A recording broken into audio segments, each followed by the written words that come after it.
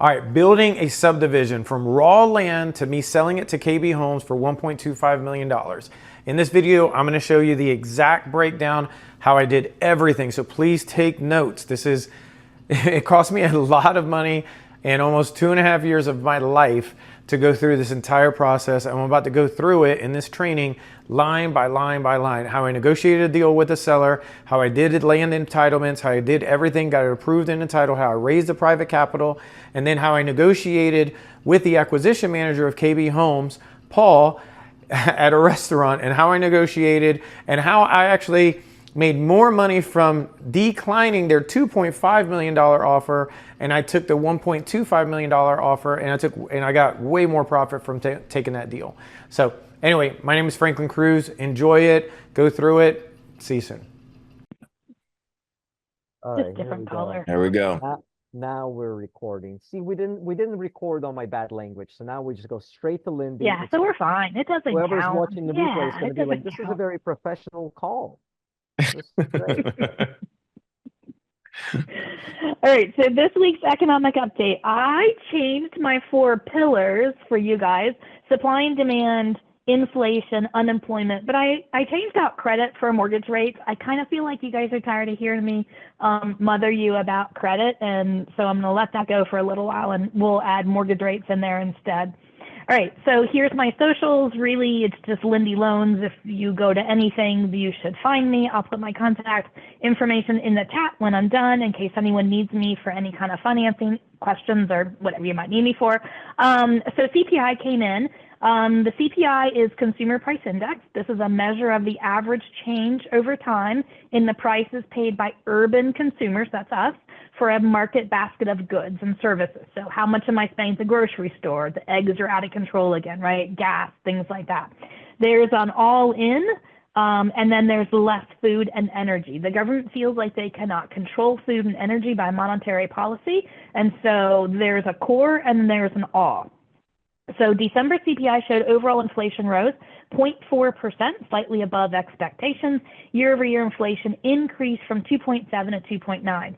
Remember, inflation is a rolling 12-month average, right? So as 1 month adds on, 1 month drops off. So we know that starting February next month, inflation should really start to see improvements, because we know that we're going to lose some pretty big numbers and we're going to replace them. Even if we replace them with what we have today, the numbers we're losing are bigger. So that should show 12-month average to be an improvement.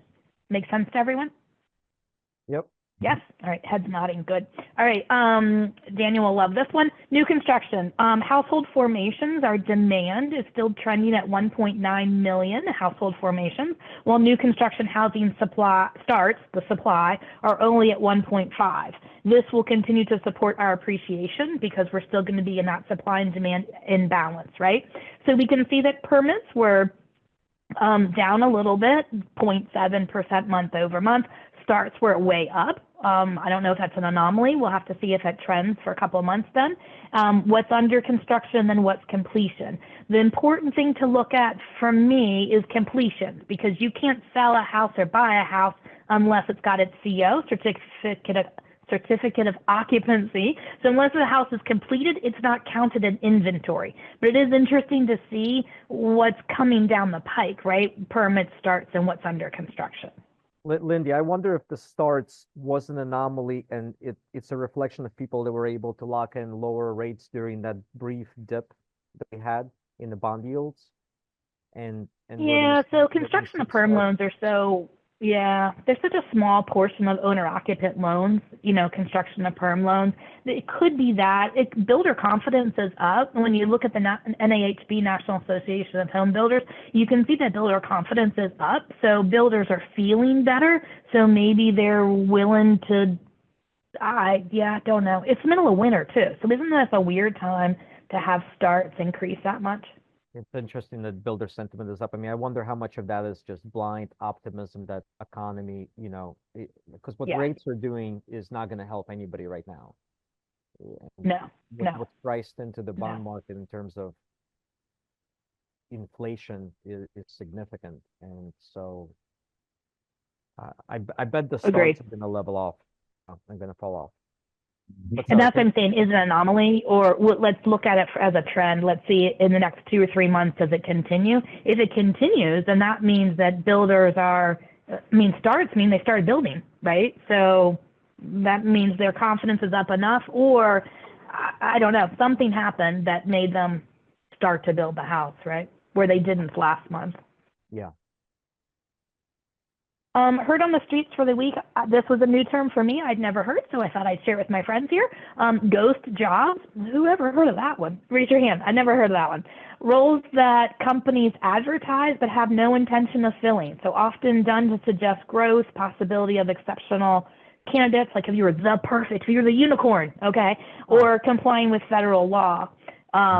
So when we hear often talk about my opinion about how the unemployment numbers are so off, think about job postings, but you never intend to fill it. You know, how does that play in? So I just thought that was interesting, ghost jobs. Federal Reserve meets this week and then again in March. No rate cut is expected at this meeting. I can't spell correctly, and most likely not at the next. So I've heard different economists project that instead of 4 to 5 cuts this year, we're maybe only going to get 2. I've heard some people talk about 0 cuts. So expect the rate environment in which we live in right now to stay for a while. Silver lining for affordability. I always like silver linings. My kid's like, Mom, it's not a silver lining. It is. I mean, yeah, that's a silver lining. So silver lining for affordability is that we also anticipate income growth will outpace both home price and rent growth this year. So oftentimes we see in the media, they talk about how home appreciation has increased so much, inflation has increased so much, all these things, right? What they're also not necessarily balancing that out with is income is also outpacing what it has for many years. So yes, things are costing more, but then people are requiring more in income, and so they're getting paid more. So there's that. Our latest forecast sees mortgage have you rate. looked at that over the last 4 years? Income growth versus housing appreciation. I wonder where I haven't looked at it in a while. Last time I looked at, maybe let's say 6 months ago, income was actually slightly outpacing inflation. So the media might harp on inflation and how it's high and all those things, but at the same time, I get it. I don't want my eggs to cost $5 for a dozen eggs, but if I'm now making twice as much money and the eggs are only costing 40% more, I'm still ahead of the curve, right? Sure. Yeah. I just wonder where cumulatively that is since COVID. I'll see if I can find that data for us. Yeah. I mean, I've always operated off the assumption that overall incomes have not kept pace, but I could be wrong. And would you be interested in incomes versus, what would we call that? Expenses, inflation? What do you guys want to see? I mean, housing appreciation, both in for sale and housing costs. rent. Yeah. Right? I'd be curious to see where that stands over the last four years, or even since like 2019. I mean, 2019, yeah. I've just always assumed that income's Thanks, bad, but okay, yeah, let's see what I can find. I have a place where I can go and dump in different data, and then it makes a chart for me, which for me, that's very exciting. So I'll see if I can make a chart for us. It's also going to be all right. Our latest forecast. Do you have that regionally, like in Virginia versus nationwide? You know what, Ron? For you, I don't know. I'll have to see what data I can get, but I'm going to add Ron regional. Giving Lindy homework. I like it. Yeah. You like that? Okay, our latest forecast sees mortgage rates closing 2025 and 2026 at 6.5% and 6.3% respectively. What's important about this is it's up. So from a month ago, Mortgage Bankers Association, Fannie Mae, Freddie Mac, and National Association of Realtors, those are the 4 that I usually look at, they were a little bit lower forecasting into this year and next year, and now they're raising their bet, right? So it's just to communicate to you guys, run your numbers at a more conservative higher rate than a lower rate. I just want you guys to be on the safe side. Mm-hmm. Rates for the week were flat. They went up and down. They went up a little. They went down a little bit. Overall, from week to week, they're flat, though. Remember, the rise in long-term rates has been driven by the bond market concerns rather than monetary policy. So when we hear Trump talk about taxes and tariffs, the bond market does not like that. When the bond market doesn't like something, mortgage rates go up. Now remember, this is your conventional 30-year owner-occupant. Our DSCR rates are not exactly the same, but they certainly are tied to it, right? So I would say DSCR rates right now are in the sevens. If you've got decent credit, LTV, and DSCR calculation, your 30-year fixed rate is in the sevens. It's if you're an outlier, you're going to have, you know, maybe a little higher than 7, might be in the 8s. But yeah, I mean, mortgage rates, I think I'm hanging out here for a while. And that's me. I'll put me in the contact until I stop talking. Thanks, Lindy. Always very Yeah. educational, very, very insightful. And, you know, hopefully I just have blind optimism that when we do this 6 months from now, you're going to be like, yeah, rates are in the 4s and, you know, 4.5. But Yeah, it's not going to happen. it's complete blind optimism. You that, keep thinking it, but that's not going to happen. just like no tariffs and the bond market is overreacting and who knows, right? Maybe we'll be in the better. I mean, it's very hard to pencil out a lot of stuff right now unless you're being very creative in Yep. terms of how you're sourcing deals. And this is why, like, you guys will hear me preach over and over. It's all about how you source the deals, whether you're rehabbing, whether you're building new. You can't control cost of money. You can't control cost of construction materials. The only thing you can do is control cost of land.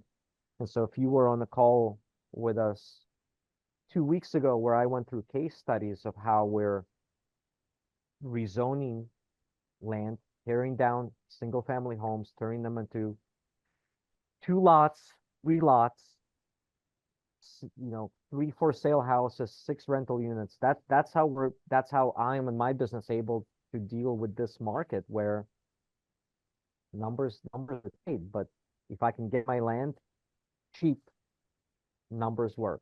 But we sure, I think, all could use a drop of about 100 to 150 basis points in interest rates, and things all of a sudden start looking a lot more interesting. So, all right, Great. I'm going to turn it over to Franklin. I just don't want you to hold your breath on that. I don't want you to pass out on us. No, well, I'm not, right. I mean, I think part of being a good real estate investor, which the idea is for all of us to be good real estate investors, is we've got to be able to work and be successful in any market and be able to adapt. So, you know, we're still doing deals. Yep. They're just gonna be easier to do if rates go down. But I mean, you've got to be able to make things work in this economy too. And this is why we keep bringing you guys different perspectives, different education, teach you about creative financing, teach you about different exit strategies. I called up, you know, there was an article published in Richmond BizSense this morning about a 400 unit building that got announced in Chesterfield. If you're in Richmond, you read Richmond BizSense. Well, the guy behind it, he's a buddy of mine. We talk, you know, he's a much bigger developer than I am. But we talk, we're friends. And so I called him up this morning and I said, man, that's an incredible project, 400 units. Yeah. But like, how are you selling this to your investors right now when almost everything we underwrite on ground up multifamily construction comes out to like 4 to 6% cash on cash return? Now you said, are you doing something different in your deals that I'm not seeing in mine, or something different in your capital stack? He said, no, we're selling these deals right now. The only thing that works as an exit strategy is we're building them and we're selling these apartment buildings. And it's the only way we can make it attractive enough for our investors to put $20 million in equity into this 400 unit project. So, but they're a prime example. They were for rent developers, and now it's much more attractive in this economy, especially when you're using investor money to get them the right returns. You flip. So you got to adapt. Mm-hmm. So, Franklin, I'll let you introduce yourself, but Franklin is based out of Lakeland, Florida. Super smart guy. I think everybody's going to learn a lot. So, Franklin, take it away, and if I have questions, I'll just chime in occasionally. All right, perfect. Let me get this up and running real quick.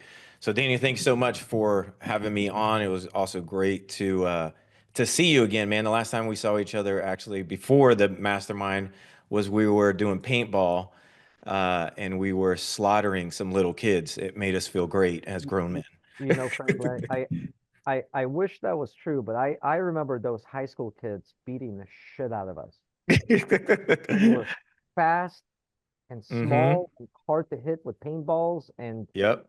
I don't know. Maybe I remember it differently, but I remember we lost. You know, I don't really like talking about negativity. I just go up off, in my head, we won, and that's really what Okay, matters. we'll go with that. I like it. I like it. Yeah, that's it. So, no, but I really appreciate it, man. Thank you so much for just letting me on too, man. It's been an interesting just diving into the development. Your software is amazing. Now I've really been digging into it as well. So just thanks for everything that you're doing for really, to me, the community of investors and developers. So thank you, brother. Yeah, absolutely. Perfect. So a little bit about myself. My name is Franklin Cruz.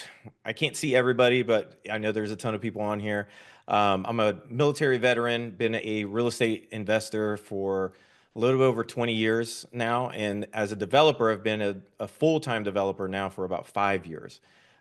So been doing some cool projects. And one of the coolest projects we actually got on the front page of the newspaper. There's a newspaper article about it. So that was like really cool. And then some other stuff that we'll go over in this presentation. So kind of this is a case study how I took one house on 9 acres, converted it over to 41 houses, and then sold it to KB Homes for $1.25 million. Let me see here.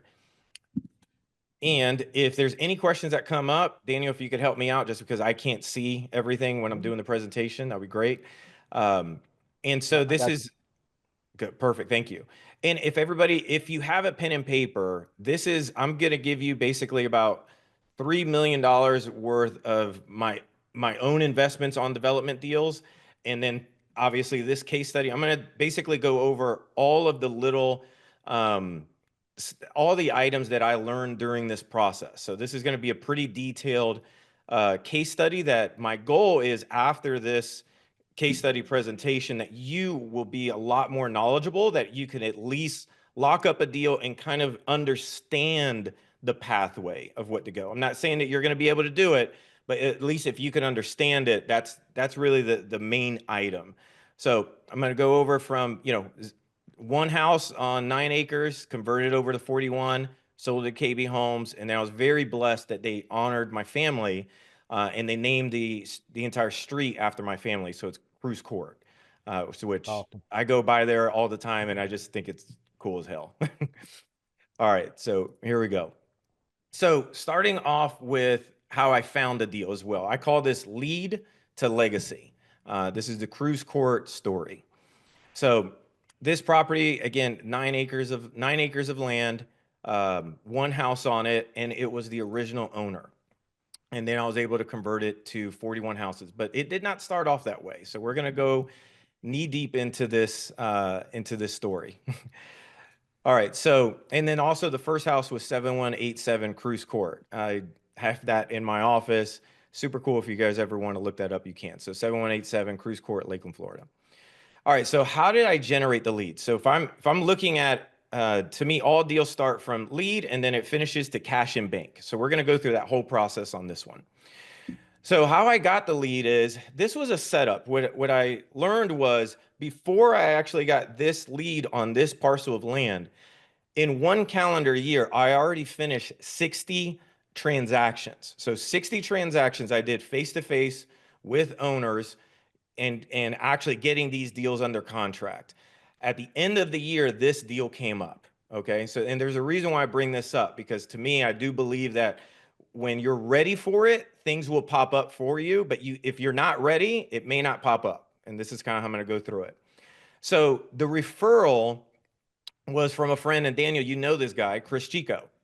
Oh yeah. Uh, yeah. Yeah. So Chris sent me a text and he's like, dude, I got a lead in Lakeland. You want to, I don't know anything about Lakeland. And now the reason why I also bring up, I did so many transactions is I post about my transactions. I talk about it. And when people understand that you know what you're doing, they're going to refer you things if they're out of that area. But Mhm. you've got to actually know what the hell you're doing. If you don't know what you're doing, it's okay. Just keep going through the process and you'll get it. So I text the lady and I said, hey, this is it right on. This is the actual text. It's like, hey, how you doing, Karen? Have you received have you received the offer? She thinks it's Chris. If you see this, it's not. And I was like, no, I'm his Lakeland partner, right? My name was Franklin. Immediately she goes into, hey, I'm okay with holding a note and I believe in installing payments. And I was like, psh, goal. If you know anything about creative financing, that is basically like, to me, that's like we're going on the first date and she's already proposing. I'm like, oh, okay, all right. I guess we're not going to Applebee's. All right. We're definitely going to Chili's. Okay. So, You really know how to treat your women, Franklin. well, you gotta treat them good at Applebee's and Chili's, because then how they act there is how they're gonna act at McDonald's.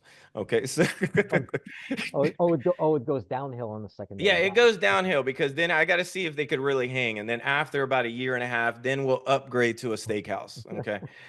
So other than that, it's not going to happen. So, Oh, Lord. so from here, I knew that she was motivated and there was something there, and I'm looking forward to it. So this is how the lead started: referral, text conversation, and now we're setting up an appointment. And so with this appointment, I'm starting to find out this is the actual picture. This is Karen here, and this is her mother, Nancy. Now, why that means a lot as well, my mom passed away when I was 10 years old. And because of that, I'm adopted. Well, I've never met a seller named my mom's name, which was Nancy. So right off the back, I was like, this is cool. This is like the first time I ever met a seller the same name as my mom. This is neat. All right. And she had dementia as well. This beautiful lady. She was doing puzzles, and it was just a really cool transaction when I met her. But when I started talking to her, and this is the conversation of the phone, and then meeting her, I understood. Look, the house was too big. This was her family house. This was Karen's family house, 4,000 square foot home, 2 bedroom, 2 bath, and they were the original owners of the 9 acre parcel from 1960s. Okay. So How, right off the back, hey, if you Franklin, are a real estate investor and you hear this, you're like, man, if the numbers work, I know we got a deal. Like this should be a deal. The original owners, like, this should be a deal. hey, So Franklin, quick question. yes, How sir. rural was this? Were the other parcels surrounding this also 9 acres, or was this like an unusually large parcel in the middle of sort of more density? Yeah, this is like a lot. This is more like suburbia area. Hmm. So the density was there. And then I'll go over some pictures as well of what I learned, right? So this area is not surrounded by 9 acre parcels. This is like surrounded by normal neighborhoods. And then this property stuck out like a sore thumb because right down the street as well, a Walmart just got built. So I didn't know. And just FYI, I'm going to say some language that if you don't know the language, it's okay, because I didn't know this shit either. Right. So I didn't know what an anchor store was. I didn't know, like, I actually thought it was like, oh, that's a store that sells anchors. Like, I didn't, they're like, no, no, no, that's like an anchor store is, a national brand. And so anyway, so they had an anchor store called Walmart right down the Hmm. street. And then this property, there was a park across the street, and then there was a gated community, and then normal homes around as well. So Got it. this was like that sore thumb. You're like, damn, if I could find out who the owner was, like, that Yeah. could be a home run. Answer some of your questions, Daniel? Oh yeah, yeah, yeah. Perfect. So now let's go through the whole lead acquisition process. Did somebody have a question? Carrie? Go ahead. Were other investors not hounding this woman for this property at this point in time? Yes, and we'll go over that as well. So, quick answer on that one: yes, yes, and more yes. And what was going on was the at the time the mother did not want to sell, and Karen didn't want to sell either. Everybody will always bother them, and she actually was under contract with a GC, but he said the numbers wouldn't make sense. At the time, she's telling me on the phone call, all this, and I'm like, I still don't even know what she wants to sell for. She didn't communicate that yet. But I was attempting to start figuring it out. But I also knew through this language right here, when she said, hey, I would be willing to hold a note, that's not common language for people who aren't investors. So I knew she was talking to other people, and they brought this up to her. So that's kind of what gave it. Does that answer your question as well, Karen? if she's there. Okay, perfect. All right, so then what I automatically did as well, and this is highly recommend if you're not already doing this, make sure when you're asking the seller questions over the phone and you're setting up the appointment, always remember, just build rapport and establish trust. You've got to. You know, I used to be an Army recruiter, that's me in the middle, and the first thing we always learned was build rapport, build rapport, build rapport, because if you say everything wrong, that's fine. If they like you, they'll still go forward. You know, so that's kind of how I always look at everything. So we scheduled an appointment, had some clear expectations. And what I always say too, and you guys can use this, whenever I'm setting that appointment, and she finally did give me a number, it was $650,000 right in the first phone call. And I said, okay, so you're telling me that if I give you 650 right now, you're willing to sign a contract today.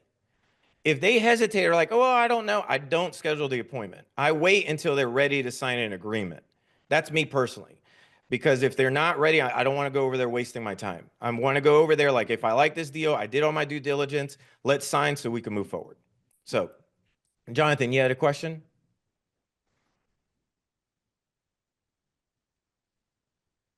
I can't hear you. Sorry. Hey, sorry, is that better? Yeah. Yeah, a lot better. Hey, now what I wanted to know is when you saw this property, did you already have the idea I'm going to develop on it? And, you know, Hell what no. was your idea going? Okay, that's I want. Yeah, What I'm was gonna your go over idea? that too. Like, look, just I want to make this super clear. I know this office, and Daniel's saying some cool things about me. You may think at that time I was an established developer. No, you know, I did not stay at a Holiday Inn. I did not know anything dealing with development. I had no clue at that time in 2000. It was 2019 when this happened. Now a lot has changed since then, but at that time I was thinking in my head, I'm just gonna flip this house. Like, this is a golden house, golden area. You know, there's a gated community down the street that some properties are going for $1 million plus. And I'm like, I'm just gonna flip the house. I'm not even thinking of development. That's not even a thought in my head at all. So going back into the questions, hopefully that answers your question as well. So I'm probing her, building rapport. We establish the appointment, right? And again, remember, in my head, I'm always thinking military. So I want to be on time, want to make sure that I'm there. I want to do my due diligence before the appointment. So I start entering all the data. You know, first thing I do is put everything into my CRM system. I start tracking, putting her information, start doing some background on the property. I'm already thinking, okay, what are the comps as a house? What's the zoning? Is there any kind of title issues? Like, I'm just doing my basic due diligence on this property, like I do every time. And then I prepare, and I have in my car is what I call the seller acquisition packet. And I always want to make sure I'm double checking that. So I'm double checking it, you know, prior to the appointment. I'm also printing out, and I always do this, I print out a full comp report from the MLS because it's like 40 pages. And I always like doing this with the seller just because now the seller knows I'm serious. Like, hey, I'm bringing over the comps. Like, we're going to go over the value of your home or your land. So, you know, I'm not here trying to go back and forth with you. I just want to show you this is the value, and let's see if we can create something. Right? So this is the first picture I took of the property. This is the land here. This is one side of it. And so I'm already kind of analyzing, does it have potential for what? Like, I've never dealt with a big piece of land at this time. I never dealt with a big piece of land like this before. I dealt with a lot of houses, but 9 acres was a lot. And if you see here across the street, this was a gated community across the street. And on the other side, it had another gated community. Now, none of these houses were like multi-million dollars, but they were still like in this area, you know, 500 to 700,000 is super high end. I live in Lakeland, Florida. It's between Tampa and Orlando. Amazing area, but cost of living over here relative to Tampa and Orlando is medium. It's like medium, kind of low-ish, right? But down the street, there was some $1 million homes, and it was probably about a half a mile away. So I meet with her, and then first thing I do is I'm looking at the house. I'm just seeing the house. Is there anything up with the house? Can we flip this house? Can we rehab the house? So I'm looking at it on site, off site, just evaluating everything. So I always take videos and photos. And just FYI, this is literally the best video recorder you could ever get. If you don't have it already, it's called a DJI 3. This is what I use every time. And I always have this on me, and I have them sign a waiver, like allowing me to record, because I like looking back at my game film of what did I do during the transaction? How did I negotiate it? Could I have been better? And I take photos, and I have a secondary phone. I take photos with my phone. So I Every have appointment. this recording. Go ahead. Every We submit appointment. every single appointment. Does anybody ever say no? They don't want to be filmed? Karen did. I didn't get this on film. I didn't get this on film. I got a ton of photos. And so if Her they say, name was hey, you Karen. know, if you don't mind, did you hear me, Daniel? Go ahead. I didn't Yeah. hear you. No, I said, and her name was Karen. Yeah, Karen. Yeah, that's literally her thing. We have any So, Karens on the call. No offense. so what was interesting, and I didn't start recording until probably a couple years ago. So not every single person ever did, but a good amount. And now nobody has an issue with it because I always say I start off the conversation, hey, I'm recording everything more for security purposes. And for myself, and the main thing, and if you're a man or a woman, I recommend getting the camera. And the main reason why is I've had 2 instances that people show up in lingerie. And I was like, oh, I hell no. remember you telling me about that. Yeah. And I was like, nah, man, I'm good. I mean, I'm fine. You know, one lady was a lot older. If they were a little bit different, probably I would have went inside. But you know, I'm single, I'm allowed. So but yeah, you just want to record. And the other thing is it helps legal purposes. As I've done a lot bigger transactions in development, the numbers start getting a lot higher. So you have to make sure that you have legally, you have video, you have photos, you have everything pertaining to that agreement, because they will possibly come back if they find out you're making millions and they only made $1 million. They want, for some reason, they always want more. At least that's how it's been for me. So just make sure that you're capturing as much as you can. All right, perfect. So we started the conversation with a kitchen table negotiation. I always want to make sure there's, you know, this is another seller, but I always make sure they're filling out the information and I'm kind of filling out the contract. So there's no dead time, right? So we sit down, we start negotiating. I show her there's comps in the area that are showing that lots are going for, you know, $89,000 to $84,000 down the street from her. But I also show her, hey, I don't know if I could do a lot, or I don't know if I'm going to just rehab the house. So I don't know, and I've never done land before at that time. So I'm going to need, if we're going to do a land deal and you want to make as much money as possible, because she wanted to make 650,000. So that's the other thing. Always know that you know what the goal is of your seller. Because really what I've learned out of doing all these transactions in front of sellers, like face to face with sellers, is you got to know what their goal is. If you can get their goal and start understanding the facts, right? Now you can start create what I call a fast, low creative solution. So we created and this is the actual contract, we created what I called a creative solution. She wanted as much money as possible for the property. That was right here, $650,000. Can you guys see when I do this? It's a little small, but Okay, I apologize. I'm not sure if I can make it bigger, but so this says 650, okay? And what I did is now again, I'm going to go back to say I did 60 transactions face to face with homeowners on homes before this. And I did a lot of creative deals. So I always use a 2-page contract. And these would be the same terms that I've done for homes. So in my head, I'm like, this is a home. So I'm going to use my 2-page contract. Ain't nothing changing. I'm going to keep this as simple as possible. Because what I've learned is if you have a long contract, a lot of times they're like, hey, I got to review this. And sometimes you could lose a deal because of that. So I recommend whatever state you're in, see if you can condense your contract to 2 pages, helps. hey, So we Franklin, did. hey, Franklin, Daniel was asking you a good question, which is in that Mhm. form where it's mostly handwritten, are you able to submit that? Is that legally binding? Are you able to submit that to the title company or to the closing attorney in that format? Or do you go back when you get home and retype it, or this is it? No, so two answers to this one. Legally, this is already legally binding when we sign and agree. So that's the first thing. Now, remember what I was saying before. My thing is I don't want to lose the deal. Yeah. So I write it as whatever's got to be written. We both understand it. We're taking pictures of it. Like I'm clearly stating what we're doing. This is a seller financing deal. This says right here on the seller on closing, see details, right? So this is the additional provisions. I'm closing on it $250,000. I'm going to close on the first 4 acres. The other 4 acres, I'm doing a payment plan. $1,000 deposit, $29,000 payment, and here's specifically the days.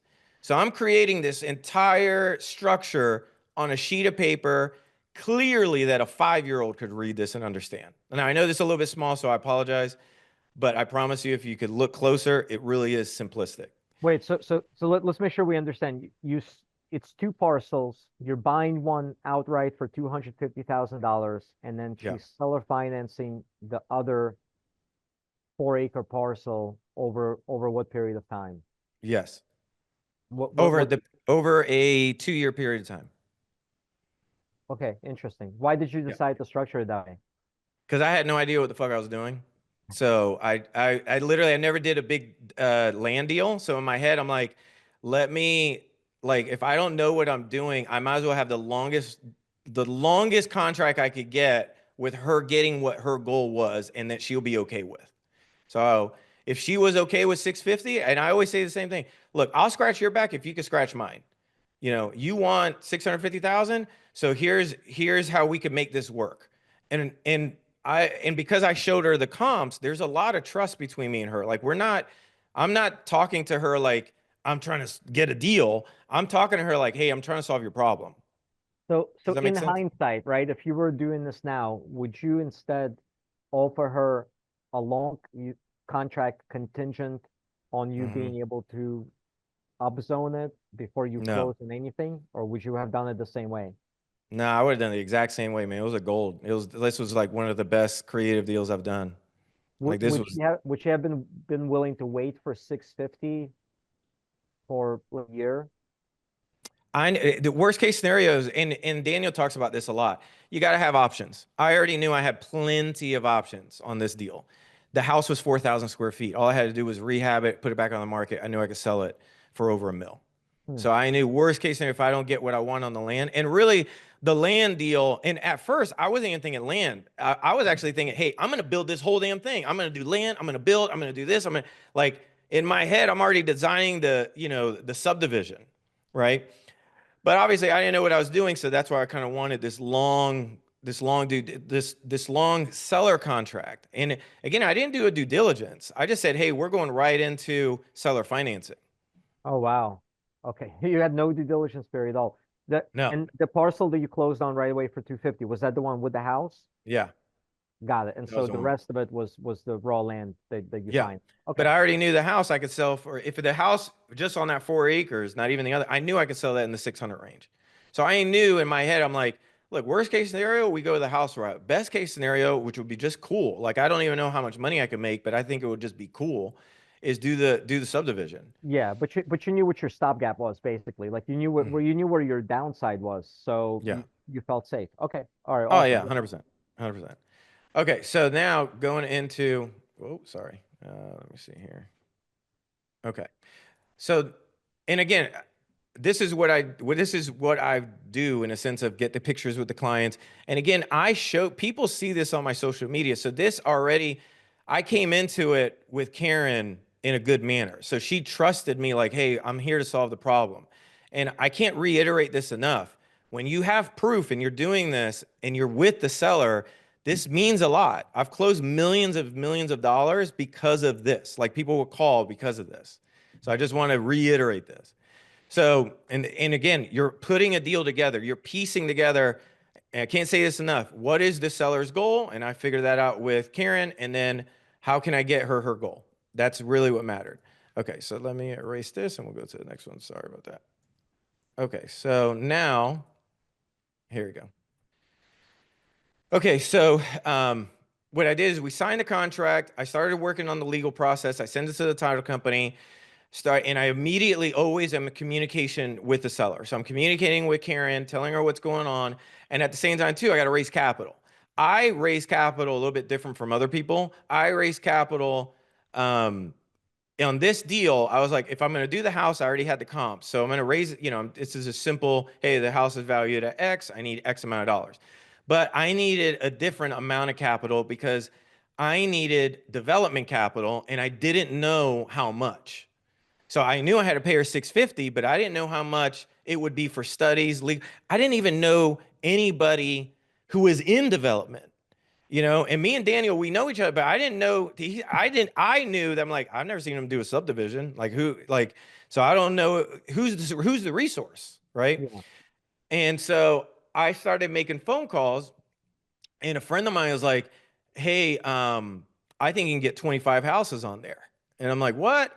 Immediately when I said that, he told somebody, and then I got an LOI from Southern Homes. And I'm like, oh, snap. What? I was like, I didn't even do anything. This is like a conversation with somebody. I'm not even like, doing a conceptual plan yet. Right. So when I see this, they want to do it for 58,000 per lot fully developed. So in my head, again, this is the first time I'm seeing these kind of numbers in my life. Like I've never dealt with $1 million deals. So you can imagine me, I'm already like, oh snap, like, this is going to be amazing. So But I, just so we're clear, Franklin, yes, who was it? Heritage Homes sent you an LOI for all 8 acres, the whole thing, 9 acres, yeah. for $2.2 million, assuming you had developed it into 58 lots. Yes. And at that time, I didn't know what that meant either. So I didn't know what fully developed meant. Right. So in my head, I'm like, yeah, it's a lot of things going on because I literally have no clue. It's like I'm learning this new language called Chinese, and I don't even like everybody wants to talk to me Chinese, but I don't understand what they're saying. Does that make sense? You thought you had just made over $1 million because of a Yeah. $2.2 million LOI, and you're in it Yeah. for 650, right? So Oh yeah. Yeah. In my head, I'm like, oh, this is amazing. Like in my head, I'm already like crying at night sometimes. I'm like, I can't believe it. Like, this is amazing.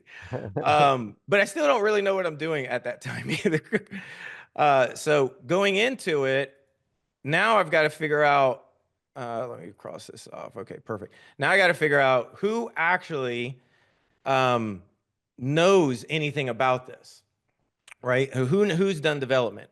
So I started doing the research, and I found out that the guy who was the developer that that wanted to buy it from Karen, if you remember, I said, hey, she was working with people. He did a survey on the property. And then I got that survey and I was like, okay, this is interesting. Mind me, I still don't really know what all these circles are. Like, I don't know certain things. So I've got to start making some phone calls to figure out like, what are some next steps that I've got to do in this process? So now I'm going to take you to here. Okay. So what I figured out now, the question is, how do I go from this house to 41 acres, right? So I'm going to actually skip 41 lots. 41 lots. I I'm was going to gonna say, skip to if here. you know how to turn 8 acres into 41 acres, this is a whole new conversation. Yeah, no. So nine acres into 41. So it's going to start with Marco's Pizza. So here's the story behind that. Immediately when I get this under contract, I started thinking in my head, who do I even know that can help me? The first person that comes up, at the time I was married, my wife's uncle was named Uncle Donnie. This guy was he was the first millionaire I ever met in my life. Like multi-millionaire. In my head, it was a big deal when I was in my 20s. Like, oh my God, he had a diamond Rolex and he had a 1957 Thunderbird in a big plastic bubble, air bubble. It was just like, this guy was amazing. And then in 2008, he went completely bankrupt, lost everything, and was a shell of a human being. But I called Uncle Donnie and said, Uncle Donnie, I've got a deal. And I know he used to do subdivisions. Like he was a huge developer in Lakeland. And I said, hey, can we talk about this land? He said, look, give me 2 pizzas and a Coke at Marco's and I'll tell you whatever you want. I said, done, son. So I go over there and he says, look, you need to talk to Kimley and Horn and you need to ask them for a conceptual plan. And I'm in my head, I'm like, what do you mean conceptual plan? He's like, look, let's set up the meeting. First conceptual plan I did, we found out we could do 25 houses. And I was like, oh snap. I'm like, this is amazing. Now, is And that by current zoning in place? 25 lots? current zoning in place, 25 houses would be allowed. Wow. Okay. Yeah, this was huge. This was huge. So just so people understand, Kimley Horn is a civil engineer. Yeah. It's a They're like the engineer. biggest civil engineers in the country. They're huge. They're in every major state. Yeah, Go ahead, Daniel. Sorry. and that's that's fine. I just kind of want to occasionally I'll slow things down just to make sure people understand, right? So, Daniel, they're called Kimley Horn, but I mean there's civil engineers in every town, wherever you guys are.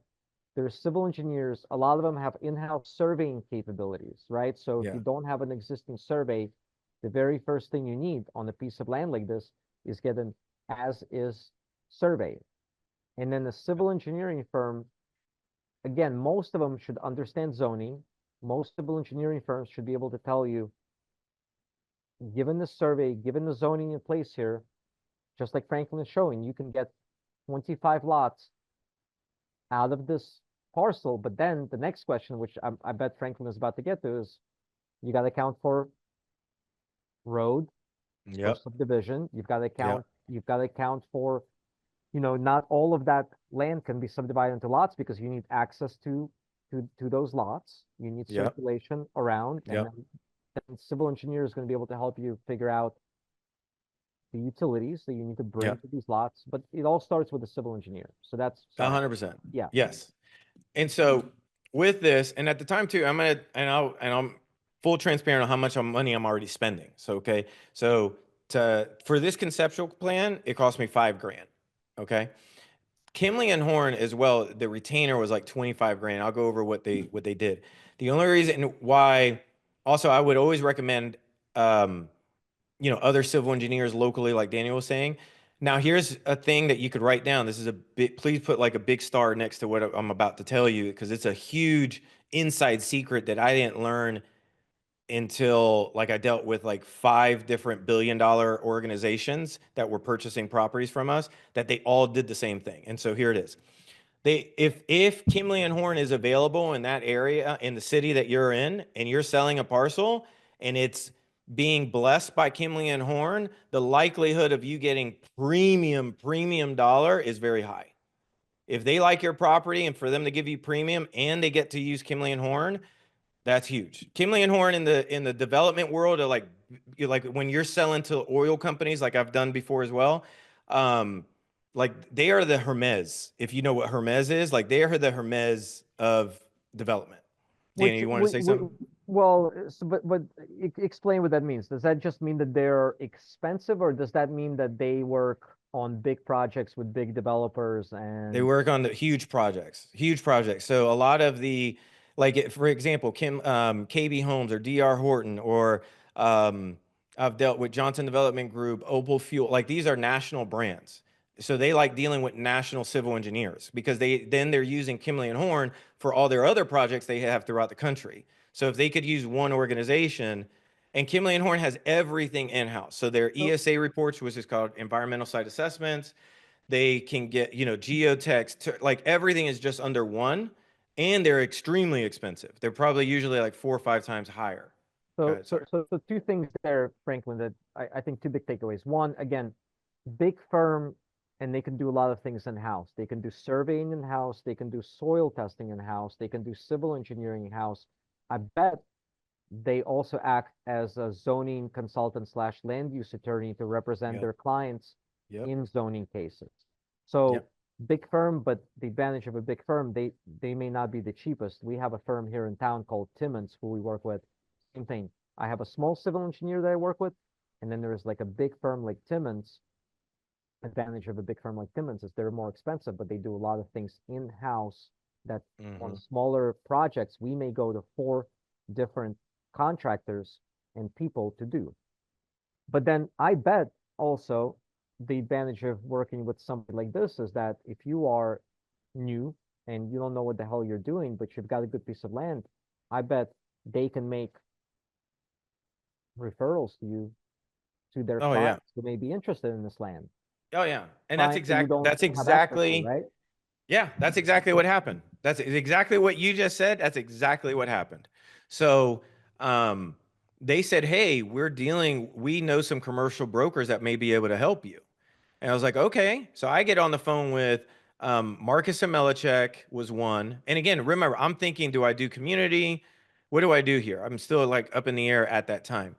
So I start asking around, and I think it is, okay, so yes. So I start asking around and I start having conversations with other brokers that Kimley and Horn referred me to. And so they said, hey, you've got a great piece of land. And they helped me say, If you can get the density higher, get more lots on that land, you're going to have a lot more people bid on it because it's such a perfect location. It's a new suburbia area location that people want to be in, but you got to increase the density. Now, at the time, I didn't even know what that meant. So they're like, hey, just get more lots on there. So I was like, okay. So then we do one that's, and we get another conceptual plan. And I just want to remind you guys, 5 grand, 5 grand. Every time you see one, there was 8 of them. It was 5 grand. It's not cheap. Now I can get my conceptual plans done for 200 bucks, totally different. But before I didn't know what the hell I was doing. So again, so we get it turned over. I think it was 39 lots or 38 lots, I think it was. And they sent it over to some of their conceptual plan or their acquisition managers from DR Horton, Southern Homes, everybody else. And one of them actually was the one that wrote on red marker, said, look, if you want to get more lots, you need to have one entrance and exit. If you see this closely, he turned it. He was a huge help. He was from Highland Homes. And that actually, we listened to him and we did it. So we did and then we got 41 houses, right? And then we had it said it's a mathematical equation when you're looking at developments. And the way they look at it is there's a total square footage of the 9 acres. And then they divide it into, let's say 30% to take out for retention, water, lift station, roads, anything else. And you probably have wetlands, which I did have wetlands right up on the top. And then you're allowed to build on a certain percentage of that land. And then they try to fit these boxes in that. Hopefully this is making sense. Yeah. I'm trying to do it dumbed down that nobody dumbed down for me. And at the time too, I'm talking to these two in my area, the two huge commercial brokers are Cushman & Wakefield and Marcus & Millichek. And I'm getting them to send me LOIs. Now, I'll tell you also what I learned by dealing with two massive commercial brokers. Marcus & Millichek, here's a hint, if you write this down. Whoever gives you the longest amount of slides in a PowerPoint probably do not have a large pool of real acquisition managers, okay? The one that shows you the lowest amount of PowerPoint on your property, that one probably really deals with a lot of acquisition managers. Just remember, people at the level that they're paying you millions of dollars for, time is everything. So just make sure in your head when you're hopefully this helps thinking this through, just time is everything. So then we start getting other LOIs because through Marcus & Millichek, I chose Cushman & Wakefield. So they started getting me a lot of LOIs. Now at the same time, I have to raise more capital. And now my wife of 15 years files for divorce. So now I'm going through all this stuff and dealing with this development. I only say that just because life happens and I know we're still business people, but life happens. So and again, at the same time I'm going through the divorce, now I've got to find private money. Now, the good thing is because I had this $2.2 million LOI, I knew it wasn't going to be hard finding somebody who's a private money lender. I actually got one of my private money lenders was somebody who just helps me with houses. So in my head, I was thinking, oh, I need a commercial, private investor, but I forget, people with money are money and deals are deals. So if I know I could sell it for 2.2 and I'm getting it for 650, to me in my head, I got a deal. So going through this, again, I was actually, going to my family and through the divorce and then trying to figure out this whole thing. So in my head, I've got a lot of hurdles going on this deal. So I just want to give you a heads up. If you're going through life issues, it is what it is. Just kind of, hopefully you could use work as your outlet. I just want to bring that up because that's what happened to me. And that's my boys as well. Now, the funny part is Alex, my son over here, now he's 23, and this one over here is 16. So it's crazy how time flies in these deals. Yeah. My son, Andrew, if you follow me on social media, he's on the high school basketball team, and he had like the biggest game of his life the other day that they did a full article on Max Prep. So just FYI, his name's Drew Cruz if you ever want to look for him. Thank you. All right. So selling to KB Homes. Now, why did I choose KB? So I'm getting a whole bunch of LOIs from people, but here's some things I've learned that hopefully can help people. If you get a whole bunch of LOIs, here's a couple questions that I learned that you have to ask yourself. that I was taught by one of the Cushman & Wakefield's like main broker who sells like $1 billion a year of real estate. Okay. So he told me whenever you're dealing with a seller of large assets, number one, see, do they have to go to the bank or are they the bank? Do they have money in their account? They could just stroke the check once it hits. Or are you dealing with somebody who has to go to a bank and get financing on the deal? This is a huge deal because you can make a lot more money if you're dealing with the one that just has the cash. Danny, you want to say something? No, go ahead. Okay, perfect. So anyway, so this is a big thing that I learned. This was the main reason why I chose KB Homes. So KB Homes, I was like, he was telling me, hey, look, they've got cash in the bank. The minute you finish what they're asking you for on the PSA, that's the purchase sales agreement, they'll close. They'll close within a week. I was like, okay, that'll be awesome. So, and they have a proven track record. Obviously, they already had successful projects in the area. They just had a air right down the street. They were already building. And then the terms aligned. So at first, I get the contract for $2.4 million from KB Homes. I want to say that really clearly, what I just said. $2.4 million on like my first land deal. So I'm flipping out. I am like, now we're definitely upgrading to Wendy's on this. But Franklin, at this stage, did you have an estimate on what the infrastructure would cost you to get it to the stage where you can sell these lots? No, I had no idea yet. And what was, maybe you're getting to this later, but what was the upzoning process like, and had you initiated that process at that time? Oh no, I had no idea. I was still working with Kimley and Horn, and my biggest deal was I needed to get this under contract as quickly as possible because I need private money. So if I could showcase, I got an LOI and I'm working on the PSA, I'll figure out the money. Like I'll figure it out. It's going to happen on the way. I'm just trying to figure out the sequence, right? So you've got a contract with the seller. You've got conceptual plan showing you can break it into a certain number of lots. Yep. Now you're working on securing a contract to sell the lots, at which point then you've got what you need to raise private money, and then you start first the upzoning process and then do the infrastructure in order to actually subdivide the lots. Yes. Okay. Yep. So now between the point of getting the 2.4 and then actually negotiating a better deal at 1.25, and I'm going to share with you why this was a better deal. I did get the private money. So I got the private money, and the way I set it up, and I'll be transparent with you guys, I did I got $1 million. I basically got almost like a line of credit from an investor. So he paid the 250. He started paying the seller's financing, and I what I did is a 50-50 deal with me and the investor, and then at a 5% pref on his money. So that basically means like 5% on his money, no matter what, and then he's 50-50 on the deal.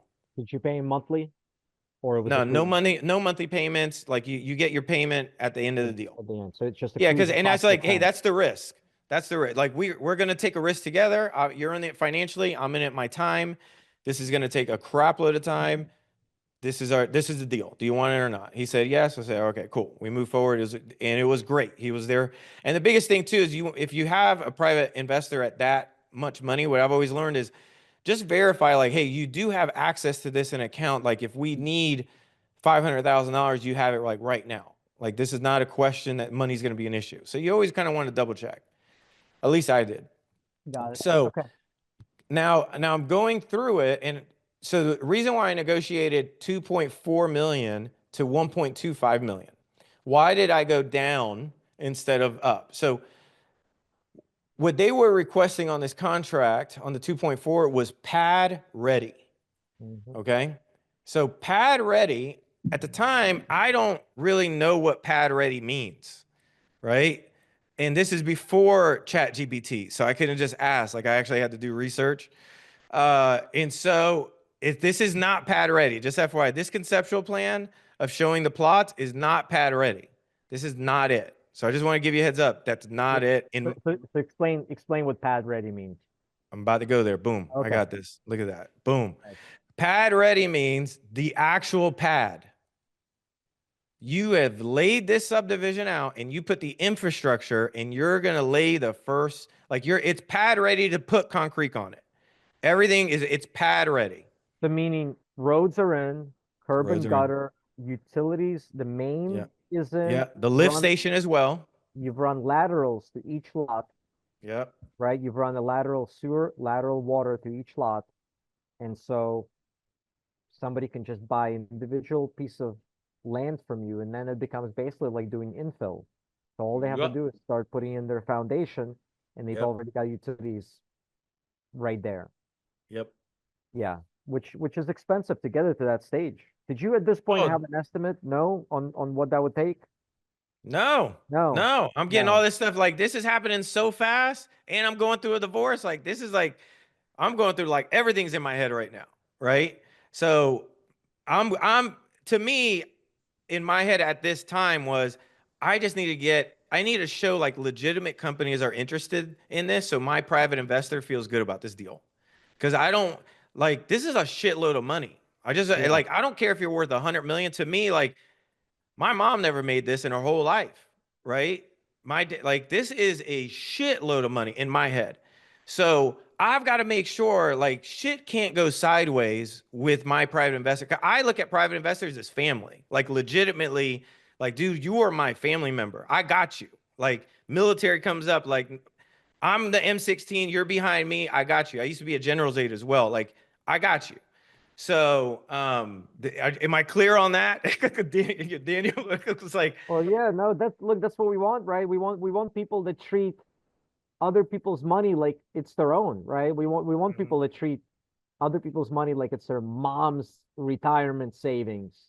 yeah, That's what we need more in this world. So that's great. yeah, So yeah. And just FYI, like behind me right there, that's a picture of my mom. Next to it is her food stamp card. So she was on food stamps. So to me, in my head, like this is a fucking huge deal. So go ahead, Daniel. Sorry. yeah, no, I mean this is great. So pad ready was going to be Mhm. time consuming and expensive, and Yeah. so because that probably throws a lot of people off, right? Like how is 1.25 better than 2.4? But you had to do a lot less work to get it to Yeah. So 1.25. I'm gonna go over that right now. So Yeah. this is what pads look like. Just FYI. I asked ChatGPT for this, so I apologize. I didn't draw It it. looks like a FEMA camp, dude. It does actually, yeah. So, yeah, one of the cars has 2 engines on it too. I saw this. I was like, oh, this is interesting. Anyway, so this is pad ready, right? So what came up was why I didn't proceed. So the estimated cost was about 30,000 a lot to get it pad ready. Okay. On top of, I'm into the deal for $650,000, right? So when you start doing the math, their 2.2 is basically what I got it for. So that shit didn't make any sense at all. I was like, wait up. And here's the other thing. Do you realize how many landowners get scammed? To me, this is Franklin Cruz's opinion, get scammed by acquisition managers that do that shit. They're like, oh yeah, you agree because it's more dollars, and they don't do their due diligence, and they actually have to spend money to get out of their own deal. Just FYI, it's happened. Like Well, look, Go ahead. this is land development by definition. It is a very risky business. Land Mhm. development, taking raw land, it can be incredibly lucrative. We had another guy here. I don't know if he's still in the inner circle, but Harsh, he's a Richmond guy. He did a training for us last year on how he does these deals on a regular basis and makes a lot of money, but he gets, I'm going on a little bit of a tangent here, but it's relevant, right? He gets his buyers to give so the home builders that buy his land, he gets upfront money from them that he uses to buy the raw land and pay for a lot of development costs. And before he very similar to you, right? Before he closes on the raw land, he has a contract from home builders Yeah. committing them Yeah. to buying Yeah. the lots at a certain price. But still, like, it's a very capital intensive business because you're buying the raw land and then rezoning might take you a long time. But then after rezoning, doing the horizontal work, the infrastructure, Yeah. Yep. grading cutting, you know, I don't know if you had trees here, but Yeah. leveling the trees, grading the land, putting Yeah. in roads, putting in Just the permit. Look, the permit flow chart is huge as well. To like that permit process, you're doing that as well. But you you know, might now have you're dealing with wetlands. say You might again? have you might have wetlands. If you're in Yeah, I found California, out we there's did have wetlands. So now that was an issue. Then we have to cover the lift station, right? They're not covering the lift station. The lift station, they make a lift station at the property. See, that could be 200,000 or 400 grand. Go ahead, clarify sorry. what a lift station is. Lift station is if you have if you're whenever you run utilities, right? You got your water and wastewater. Basically, wastewater is poop. Okay, so it's got to go somewhere, right? So a lift station, if you don't have a natural gravity fall on that property, and a natural gravity fall is they want it to your everything, water and everything, they want it to naturally go to your property. It's cheaper, okay?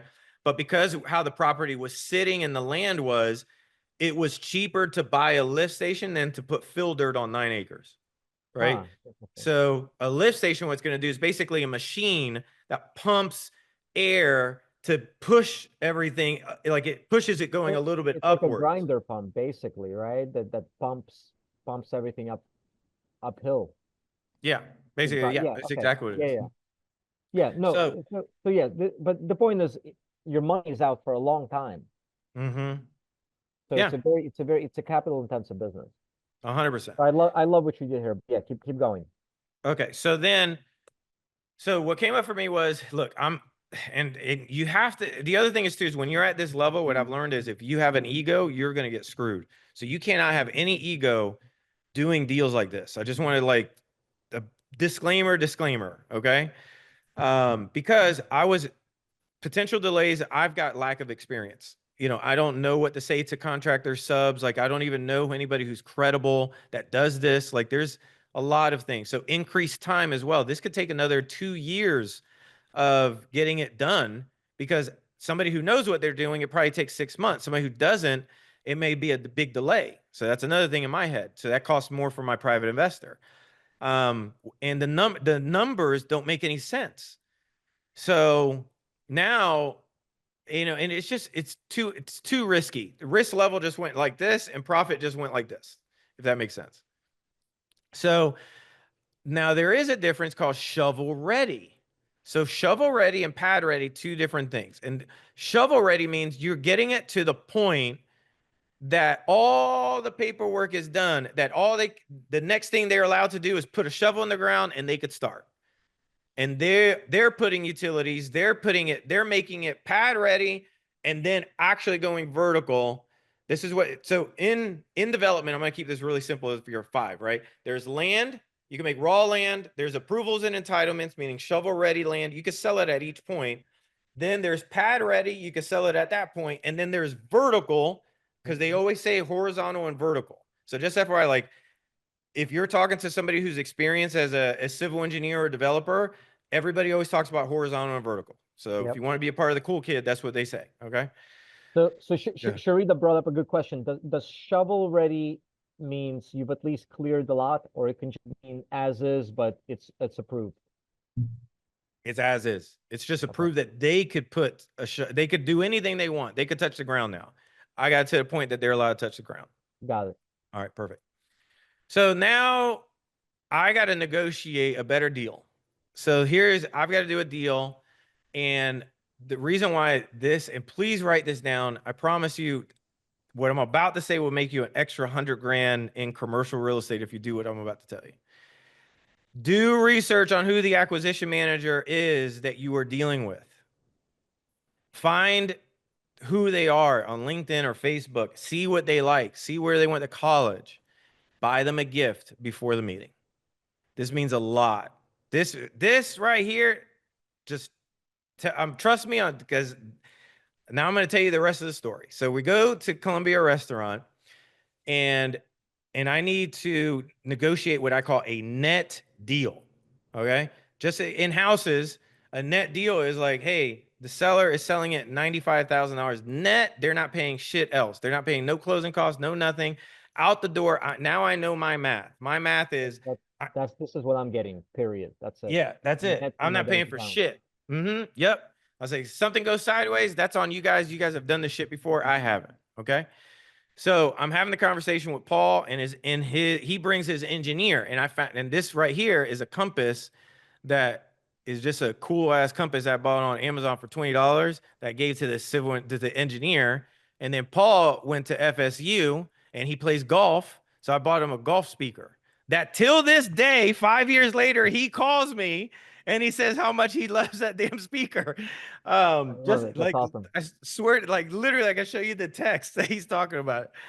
And he's amazing as well. So what happens is if I'm going to be in this world of development and dealing with like legit $1 million deals, in my head, I'm like, I want to be friends with these guys. Right. And so when I was in the military too, this is what we used to do when we meet like a prince or something like that when I was a general's aide. Okay. So anyway, so I had the conversation with Paul, and he doesn't want to give me a number. So that's the other thing too. So I say, hey, Paul, do you guys want this property or not? And he's like, yeah, I really want the property. And I was like, okay, so if you want the deal, can you see? Okay, sorry about that. Let me bring this back. So I said, do you want the property or not? And he said, yes, I do want the property. I said, perfect. So we've got to come up with better numbers because these numbers don't work right now. Like 64, the 2.4 is not going to work because I don't know my cost. So, how much are you guys selling your lots? How much are you guys buying right now? Shovel ready lots. And he wouldn't give me the answer. So then I asked the engineer and I started talking to him and I said, hey, how much was the cost on the engineering on it? And he's like, well, we bought it for like 32,000 a lot. So the engineer says it, and Paul, I could look at Paul in the meeting and Paul's pissed. So Paul's like almost like, why did you just give him the damn number? So I used that and I asked Paul, I said, look, why don't we just close this out so we can finish lunch right now? And Andy's with me too from Cushman. And I said, look, why don't we just do, I think it was like 31 or 30,500. I think that was the number. I said, why don't we just close it at $30,500 net right now? Would you agree to that? And we'll just get this deal signed and closed so we can move forward. Paul was like, yeah, that'll work. I went lower than what I knew they would probably go to. But at the time I was like, man, $41,000. If I could have got more or less, I don't give a shit. I just want to get this deal done. So Franklin, so these guys are they unique in the sense that they can buy shovel ready or they can buy pad ready? I mean, I feel like a lot of home builders either are vertically integrated with land development or they're not, right? Like there's a lot Yeah. of home builders that will not do the horizontal work. So did you know going into this meeting that they could have gone either way? I don't think Paul told me one major reason why he said yes to the deal. Normally they don't. Like D.R. Horton normally doesn't do this. Is because I was working with Kimley and Horn. That was the first one. And number two, the conceptual plan already got approved. He's like, this is easy. Like, I don't got to do shit. He's like, normally they do all the approvals and entitlements. So that's why they'll pay you top price for it because you just saved them 6 months to a year. Yeah. Yeah, but So- they didn't care about doing the horizontal work themselves, basically, because No, it was not at all. already entitled. Okay, Exactly. But So, they and would they were not- happy about it. but they would not have bought it until the zoning was in Yeah. place. So now I'm going to go over that. Now I'll go over that. So now we convert it. And so here's another thing too. Please write this down too. This will save you thousands on legal fees. So whenever you're doing a really big deal like this, just FYI, their attorney is talking to your attorney.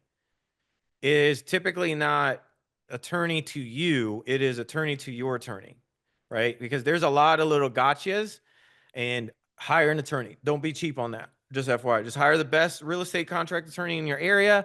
It's going to save you a shitload of money. So we go over there and then also print out and read the PSA and get a red marker. Get a red marker and highlight every word you don't understand and have the meeting with your attorney and have him tell you what those words are. Because if you're going to do a lot of big development deals, it's cheaper for you to understand how to read a contract and faster you to close a deal than you hiring an attorney, getting him to review it. Like you got to start learning legal. So I just want to give you a heads up at these high levels of doing $1 million deals. That's what's done well for me. So, all right, perfect. Anything on that, Daniel? Just want to make sure anybody. No, it's I think it's Perfect. Is absolutely this being right helpful? on Is the money. everybody getting something out of this? I'm not sure. I can't see anything. Yeah, I think so. I think it's very helpful. Yes, it All is. right. Perfect. Thank you. I just want to make sure, like, if this is boring or whatnot, let me know. I'll make some adjustments or something. All right. So we did agree 1.25 million. So if you see it right here, it says 1.25 million. So again, went from 2.5 to 1.2, but that was a net. And I was very clear on this is going to be shovel ready. And Kimley and Horn already knew what to do, and I did not. So now we've got to go from where the starting point is to now we've got all these other points to kind of close the deal. So it's like close the deal, get to the target. Make sense? So now I've got a lot of things I've got to do. So one of those things too, I would always recommend sitting down with your civil engineer and ask him, hey, what is the roadmap to getting the last permit that they could be shovel ready? Because every municipality is a little bit different. So whatever county or city you're in, just FYI, like if you don't believe me, just go to the planning and building department and ask them, hey, what are the steps to get approval plan to shovel ready? And your building department can tell you this, or your planner, and every planning department always has a planner on call that you could ask these questions to as well. It's free. Hopefully this is helping. Okay. So yeah, I had to transfer the permit because So that's, I mean, that's probably. I have to mute somebody. Go ahead. okay. So right here on transferring the permit, so if you see right here, see that KB Holmes, the vice president, like, so now you're dealing with normally their vice president to get this deal done too. So just FYI, like you're dealing with a lot of team members to start moving everything forward. So while I have not closed the deal with KB Holmes, I have to do all of these items to get the deal closed, if this makes sense. So remember, KB Homes hasn't closed, but I got to transfer it to their name. Okay.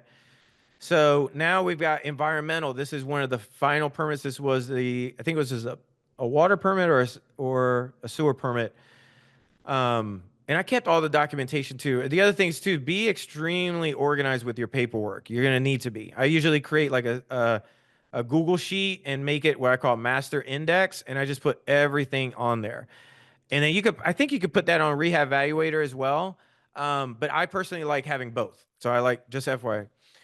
The other thing is Swift Mud was the last permit. So Swift Mud, when they gave us the last permit, we knew we were going to be closing within the next 30 days.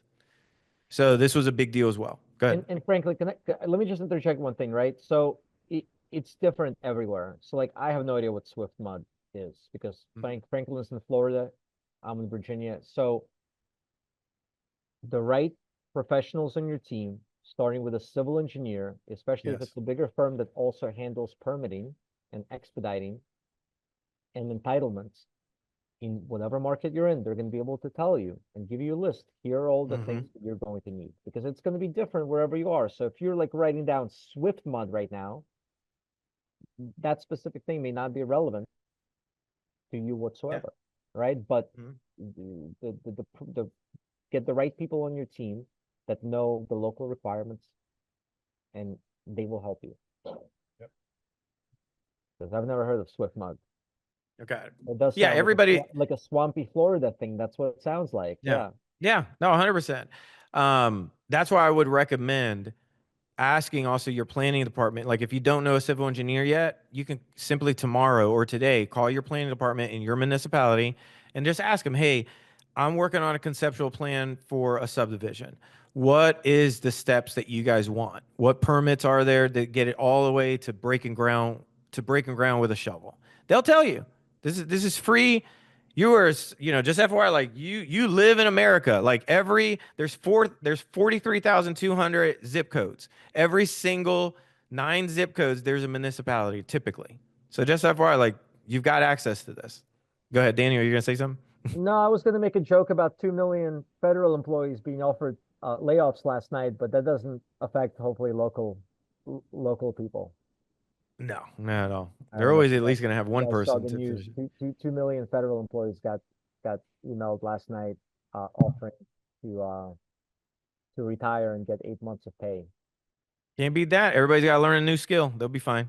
Yeah. Um, so then now we did finally get the this is what a plotted blueprint for a community looks like.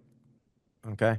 So whenever you're doing a community, if you see close, I'm sorry, I can't zoom in. These are lot numbers. So you they created lot numbers. They created where they could, this is what it looks like. This is the lift station over here. This is all retention. This is wetland up here. These are the roads. This is what it's going to look like. Okay. And then when let's say now we're approved, we got the final permit, right? So I'm out of the deal now. So just FYI, like I'm out. But I asked if I can get a copy of their blueprints because I just want to study it. Like I want to know more about what's going on. So these are their Have you copies that they closed? gave to me. So at this point, have you closed? Yes, I just closed. So I literally right before I get this, I Yeah. just closed. It was $1.25 million net to us, right? And I'm going to show you guys. Also, I think I have. Where is it right here? So you I've made about also- what? About $500,000, a little bit less after the soft costs, Yeah, it was like 450. and then you split that 50-50 with your private lender. Yeah. Oh, the other thing too, I was going to tell you with the private lender, if you're the developer with these kind of deals, make sure you get a developer fee. Okay, it's very reasonable. In the developer fee, it all matters the size of the deal. I usually go by the 10% rule, right? So if it's 150,000, if it's a $1.25 million deal or $5 million deal, I'm going to make anywhere from 250 to 300,000 or $500,000 broken up during the whole process. Okay. I negotiate those deals. So just FYI, like I get Did you in on structure deals that and in this and one? I go ahead. Did you structure that in this one? Yes. So I got $50,000 up front as a developer fee, and then 50,000 at the 6 month mark. So I made $100,000 on the developer fee, and that has nothing to do with the profit as also. Just because the one thing I did know, talking to Uncle Donnie, he was like, "Hey, ask for a developer fee. Like, you're doing a shitload of work. Like, it's a lot of work. It's a lot of coordination. You can look up how much developers make. Like, Yeah. this is what it No, the is." developer fees are very typical, and everybody needs an Uncle Donnie that for 2 pizzas and a Coke will give you advice that makes you $100,000. Yep, 100%. That's awesome. So, and these are the blueprints. This is pretty long, but I'll just show you like some of the cool ones that I thought that was cool. This is now their approved paving and grading and drainage blueprint. I never saw one before, so I thought this was like, to me, I love art. So this looked like artistic to me. I just thought this was cool shit. So this is what it looks like, just FYI. Any questions related to this? And I know I'm kind of nerding out on my own stuff, but this is like cool. If you've never done anything at this scale, for me, this was like, oh, this is cool shit. This is Yeah, awesome. no, it's for somebody that's never done land. I mean, look at how much you learned just through this process, right? Oh Just yeah. through going through this, and a lot of Franklin. people never Yes, sir. get started. So I'm sorry, I have a question for you. You said you typically charge 10% for that developer fee. 10% of what? I missed that. So it's like it could vary. For example, like I'm working on a deal that we got for 2.5 mil, right? And I negotiate $250,000 developer fee, right? So it's 10%. And sometimes it could be more, sometimes it could be less, because if you've got a piece of land and now I've got to negotiate. So I'm like an attorney, but I negotiate deals, right? So I know the legal side, I know how to negotiate. So now I have to negotiate the deal. So like this one deal, I negotiated the $2.5 million deal, did the creative financing, set up the partnership, set up the legal. I also set up exactly how the deal needs to be structured to win for everybody. I set up the private money lenders. I set up the attorneys. I have all the civil engineers, and I'm bringing the buyer. So I already have I have another parcel right now. We're selling it I think for like 9.9 million to DR Horton, right? And I'm into it for 2.5, right? So just FYI, like, the 10%. So frankly, I think the question is 10% of costs or yes. value of final value of the project. Okay. And I think the answer is usually based on costs. Yes. Based on like, here's what we're buying, here's what we're putting into it, here's our total project cost, and the percentage of that is the development fee. Mm-hmm. Yep. 100%. And this is how in a lot of syndications, this is how in a lot of ground up syndications, the developers make the money. They're not necessarily putting sweat equity in or putting cash into the deal, right? So they don't have ownership, really much ownership in the deal, but they're making money through substantial developer fees. And they're not always 10%. I mean, if you look at like a larger multifamily deal, you'll find that typical developer fee is more like 4 to 6% Mm-hmm. of total project cost. But on a larger deal, that can add up. And I mean, 10% on smaller deals is not unreasonable, especially if you're making a lot of money for your investors, right? If there's just a lot of meat on the bone, who cares if you're making Yeah. a good sized developer fee, right? When you're making a lot of money for your investors. Yeah. And at the end of the day, you also, what I learned is just know your worth. Know, like, in my area where I'm at, there's nobody else that does what I do. Like, that nobody knows it from top to bottom. So I'm like, I know I'm bringing value, and this is it. If you guys want to do the deal, great, and this is my fee, or negotiate with me. Because I personally just love being a part of deals. So, you know, if it just makes sense for me and my time. So I just want, hopefully this helps you if you're new to the area and you want to find a developer, just understand that dynamic as well. I think Okay. Jonathan, you want to mute yourself? Yeah, the question. Yeah. I wanted to ask, can you just briefly review the cash flow in and out, the structure, the timeline? Just, you signed this, they gave this, you got this guy this. Can you just real briefly run through it again? Because it was kind of it all blended together. Yeah, no problem at all. Give me 1 second. I could actually do that. I could do you better. Give me 1 second here. Actually, I'll pull it up. Let me see here. I've got it here. Give me 1 second, guys. Let me stop sharing. And let me share here. Okay. Can you see my screen? Yeah, Can you see it? You can see it? Yep. can you see your screen? All right, cool.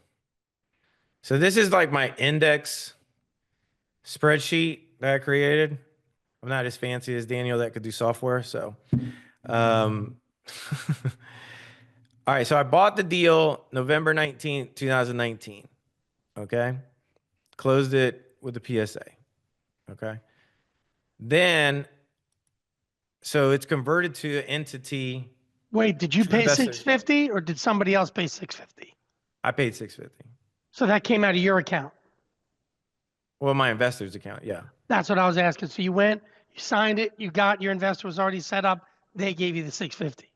Yep. Okay, cool. And then I got it under contract with KB Homes February 12th, 2021. Okay. Then I closed with KB Homes August 2021. So 6 months later. Okay, but Ish. going back to the 650, your investor was making payments to the seller. Yeah. He paid the What are the 650 payments? plus approvals and entitlements. I don't have all the cost breakdown. I'm still working on that because it was a lot, but it cost us like $150,000. And just FYI, it could have cost probably 50 grand. I just didn't know what I was doing. There was like a $75,000 class I had to take called Screwing Up. And so that's how much it costs. Go ahead, But Daniel. Right, Sorry. but the the investor 650 was a paying that money. promise to pay. You made payments Mhm. to the seller over time. You didn't pay off the seller until you closed, or you did? No, I did. I was paying her. It was seller financing. I just had to pay the balance by the 8th of September, 2020. Gotcha. So the clock was running when you made when you signed the purchase and sale agreement. Yeah, because And I made that my purchase sales agreement is the seller financing agreement as well. So we're immediately under I'm converting title over. Like I need to own it because KB Homes and these big national players, what I learned is they don't close. They only close on what's the legal entity. Sure, So of you're course. gonna Yeah. have to close to put it in your name. So above that, what other cash was going out? The 150 for the permits and all that other stuff that you had to do, attorneys. Yeah. Yeah, Okay, so attorneys, your investor top was of doing boundary that. tree survey, ESA report. The legal side cost me $10,000 to go back and forth with KB Homes on the negotiations. That's why when it got to 10,000, I was like, oh, I said I need to just call Paul. Why am I having my attorney do this? Like this guy doesn't know what he's doing. He's not. If he did know what he's doing, he wouldn't be an attorney. So Who wrote your agreement between you and the investor? I think I brought that up early. It was a 50 on the deal, 5% pref on his money, and then $100,000 developer fee for me. But Right, but I you meant wrote it. You what he didn't use an agreed to attorney, pay right? out is what I meant. 650,000, and then he had $1 million open, so up to $1 million. Gotcha. That's what I was asking about. Yeah. Does that answer everything? I'm sorry about that. Let me Thanks. see Yeah. here.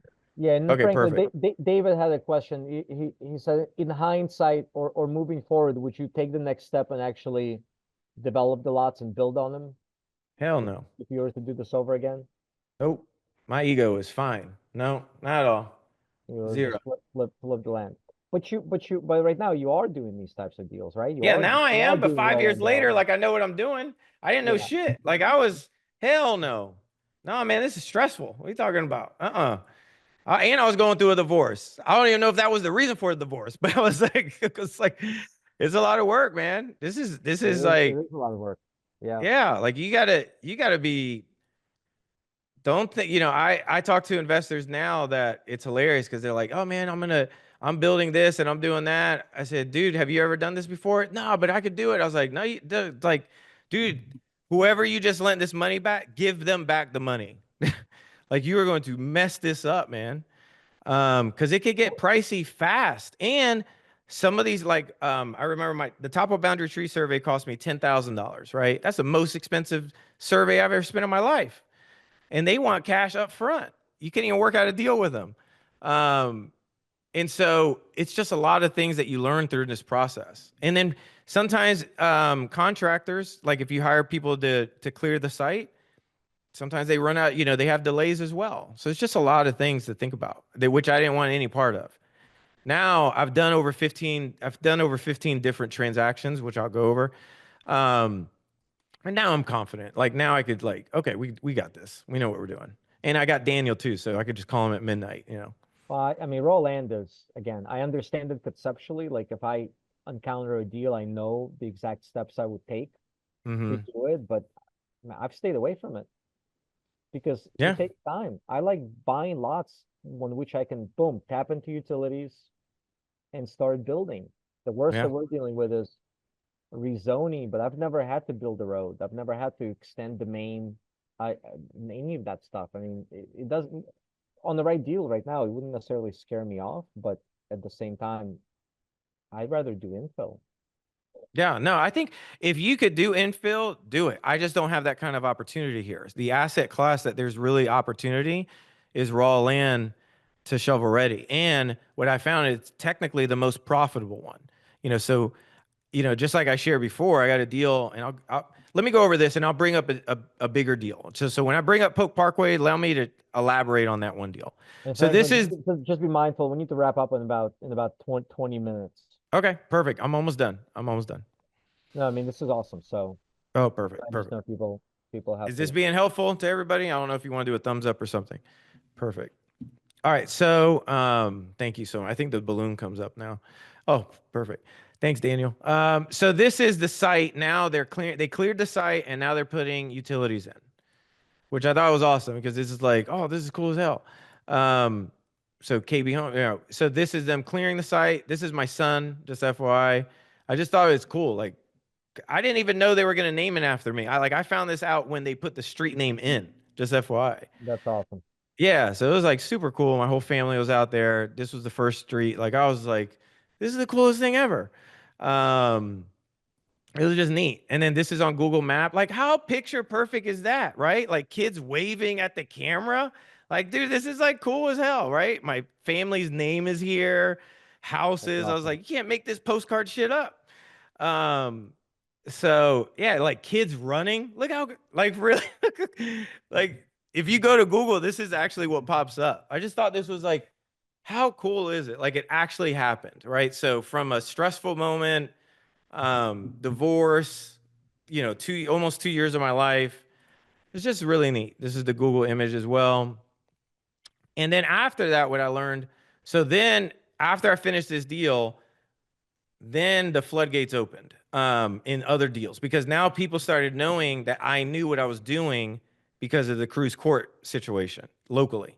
So then I was a part of bigger deals. So now so just as a recap with Carter Road, like this was from, again, land, doing the conceptual property for 41 houses, negotiating with all of the acquisition managers, renegotiating from 2.5 to 1.2, figuring out how to negotiate that, then closing the deal, then getting everything, then raising private capital. Like all this has happened to create this.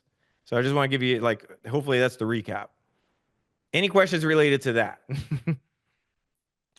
And that, just FYI, and we'll bring it up. So then this opened the door. Then I did an assemblage of 22 acres to 66 acres. This was a light industrial business park. And then I actually found the buyer for this too. This is a Johnson Development Group for 5.5. And at that time, I was a developer because I was going through a divorce. My partner paid me out $500,000 to get out of this deal so that so I could move forward and focus on my divorce and he could take on this deal. So just FYI. So that was another deal. Then another deal, I helped out Habitat for Humanity. This was an 8-acre parcel. I did another light industrial park.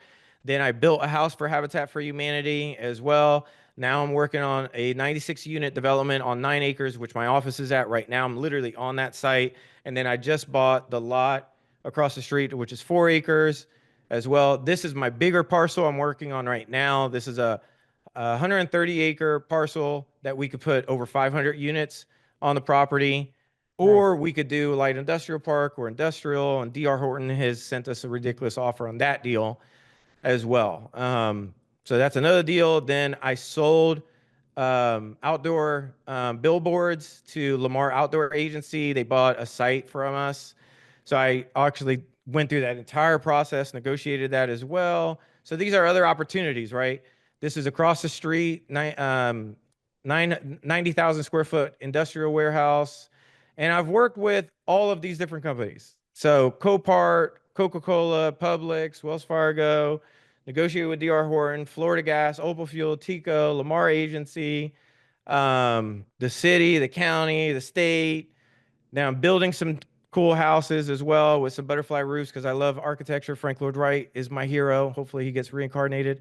So doing this, then I was on the cover, that was on the newspaper. I was like, that's cool. Like they caught that good angle to my beard. So yeah, so the key takeaways has been relationships are everything. Adapt.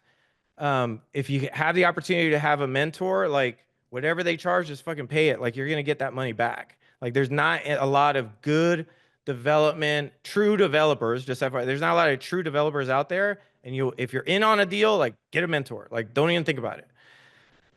Be adaptable, find lot sizes or, flexible with terms and just create freaking wins. Just FYI, like if you just help everybody create a win, dude, I promise you the money would just be stupid.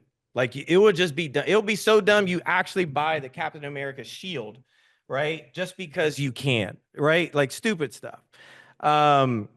Big numbers don't always mean big success. Remember, I took down to 2.4 to 1.2 and it was a better deal, right? So just know that as well. And learn from the experience. Build your future, do everything you've got, and hopefully, is there any questions? There you go. No, this Done. is also Franklin. There's a couple of questions in the chat that we didn't get to. I know somewhere here, Sarah was asking what the average size of those lots became that was finally 50 approved. by 100. 50 by 100 and 30 by 60 pad. 50 by 100. Okay. Let's see. Who did we miss? Daniel was asking if someone were to be assigning you a potential development, what are you looking for the wholesaler to be completed in a deal like this? He also said, can you share the recording waiver and then criteria for lead searching when doing cold outreach? Yeah, if you just type in Google video and photo consent release form for your state, just put that, just print that out. That's it. Literally that's what I have. So, and then what was the other question, Daniel? I'm sorry. Criteria for lead searching when doing cold outreach. I don't do code Are outside. you doing I know outbound marketing, or is it all I coming do from- zero. I don't believe in outbound at all. In this business, I do not believe in that. I believe you want to have a great business. All my deals have came from online marketing, 100% and referrals. That's it. It's So a lot easier. I don't have to, smile and dial. I just learned internet marketing and dialed it in locally, and it's helped me. Every single deal has been that way. if you guys, and this is, and I've preached this for years, but if you guys look at Franklin's Facebook, and I don't know about other social media, but like he posts on Facebook a lot about his deals and just about what he's doing. And I mean, if you're consistently, and it's not bragging, it's just, hey, here's what I'm doing, here's what I'm working on, here's the successes we're having, here's the people we've helped. If you do that consistently, right, you become known in a specific market for doing specific things. That alone will snowball into deals coming your way, right? And actually, Franklin, put in the chat how people can get a hold of you. Yeah, I have it on screen right here. Online. So Oh, sorry, there's, I'm looking at the chat window, so I didn't see what you had on the screen. yeah, no problem at all. No Yeah, problem. perfect. So I would say if I'm just now thinking about getting back into mentorship. I told you, Daniel. So if you've got a deal and I can consult with you with and possibly be a part of the deal, or you're looking for somebody kind of like you want to do this process, I'm open to it. Just email me personally and just put on the subject line, interested in consulting kind of thing, development, or Daniel, put Daniel's name, one of the three, and just put like, what are you working on? What are you looking for? How can I help? Like what's missing for you? And probably I could see if I can help or not. And if it's something mutual that we can, create a deal and create some capital and create a win-win, like just FYI, like funny part is I market 100% for residential deals still. I still buy houses, just FYI. And I do that because you always got to constantly practice structuring creative deals. And the best way to get practice, is doing houses, and then my profit just goes to like fun stuff. The development is retirement. Houses are just like, whatever kind of thing. That's how I treat it. But just shoot me an email and hopefully that helps. But Go ahead, also, yeah, Dan. well, I was going to say, if you understand role, if you understand opportunities in land, you're marketing for houses, but you're going to come across deals like this where something is sitting on an outsized lot, and everybody else that's marketing to that person is looking at it as a house. You may be able to recognize that, hey, there's more value here in underlying land, and I know what to do with it. So it's a tremendously valuable, Oh yeah. And even skill on set normal to have. houses, like I bought a deal recently that I made $30,000 more on the deal because I know land. So the guy had extra land in his backyard, and I found, oh, well, we could just subdivide that. So I literally subdivided it, marketed it for 29 or 30 grand, and immediately got a buyer like within a week, and then sold the house for a profit as well. Right? It was a total win-win scenario. But if I didn't know land, I would not know what to do. And infill, like, what Daniel does too, like you could take one lot and get 5 lots out of it. I just do this a little bit larger, and then when they're larger, there's a lot of different opportunities. So you could do business park, you could do, like I also sold an easement to Opal Fuel, Florida Gas, and People's Gas. So I had to learn, that, and we made almost a $500,000 on that deal just selling a strip of land. So if you've got an asset and that you're like, man, I think this is around something, you could think outside the box. Probably I could sell this to a billboard company. Probably there's an easement. Who's my neighbor, right? Would he want to buy a strip? There's just so many different options. Can I do outdoor parcel and rent it and then do a self-storage? Or can I do, just different opportunities that you could think about when you start understanding development at scale. At least for me, it's helped me. Go ahead, Danny, you're gonna say something? No, I'm 100%. The opportunities. I mean, that's what I love about land. You're sitting on a house, Oh, it's a house, right? If it's a piece of land, there's so many yeah. things you Daniel, can. let me help everybody on here. If you do this, you may be able to get like a really cheap lot or deal. So, okay, write this down. This is going to be helpful. So I was on the board at Habitat for Humanity, right? And I found out inside information, and every habitat, just FYI, every habitat is like a franchise. They're not actually, they have to pay a due to the bigger headquarters of the nonprofit. And what I learned is people give them land and houses all the time, Mhm. and they don't even know what to do with it because they're a lot of times like they're old people that have, they're just like your grandma. Like, literally, Claire is 82 years old who runs it over here. She's older than my grandmother, so they'll sell you stuff. I bought my F650 Big Bertha, we call it. I bought it from them for $4,000 because it was sitting there with the dead battery for 5 years. And they're like, hey, and I need that for my development deals. So it's like little things, like I didn't even think about that. So consider calling or being a part of your Habitat for Humanity. Ask who the president is or the CEO, Yep. and say hey, you're an active, what I would say, true investor. If you're actively in this deals and you're seeing people face to face, you're allowed to call that. Okay. If you're not and you're thinking that you're going to do a deal over the phone, don't do this business. Do not be a part of development. Don't be involved in this business at all because you're going to get a bad name fast and nobody want to do business. When development is super small, so just FYI, like this is what I've learned is like you got to make sure you have a good name. So if you do a deal with Habitat, just pay them. Go ahead. Well, the development community shit. I mean, real estate community in general is tiny, right? Richmond is a market of 1 million people, but almost everybody in real estate that does any kind of volume all know each other. And the development community is tiny. It's much tinier. So yeah, your reputation is everything. Hey, Franklin, really quick, there's one other question, and then anybody that still has a question, we've got a couple of minutes left. I would just invite you to unmute yourself. But Ray was asking, are there any organizations or clubs that you join that help you be a better developer in addition to Daniel's groups? Yeah, there's a magazine called The Real Deal. So I would recommend go to therealdeal.com. Just subscribe for their year or 2 year. Like all the big developers, that's what they read. Just FYI. There's great podcasts as well on development. I would recommend that. I'm actually starting a podcast coming up called Real Estate Geniuses as well. So, the other guy too, there's some amazing books. So look up Jorge Perez from the Relative Group. Oh yeah, He is like related group. Relative Group. He's an Related group. amazing he wrote a great book, an amazing book called Principles, and it gives you the day in the life of a big developer. Like he writes his whole schedule on there and how he runs meetings, and it's an amazing book. Another great book called what is it called? I've got quite a bit. So I would just say like that's a start, hopefully, if that helps.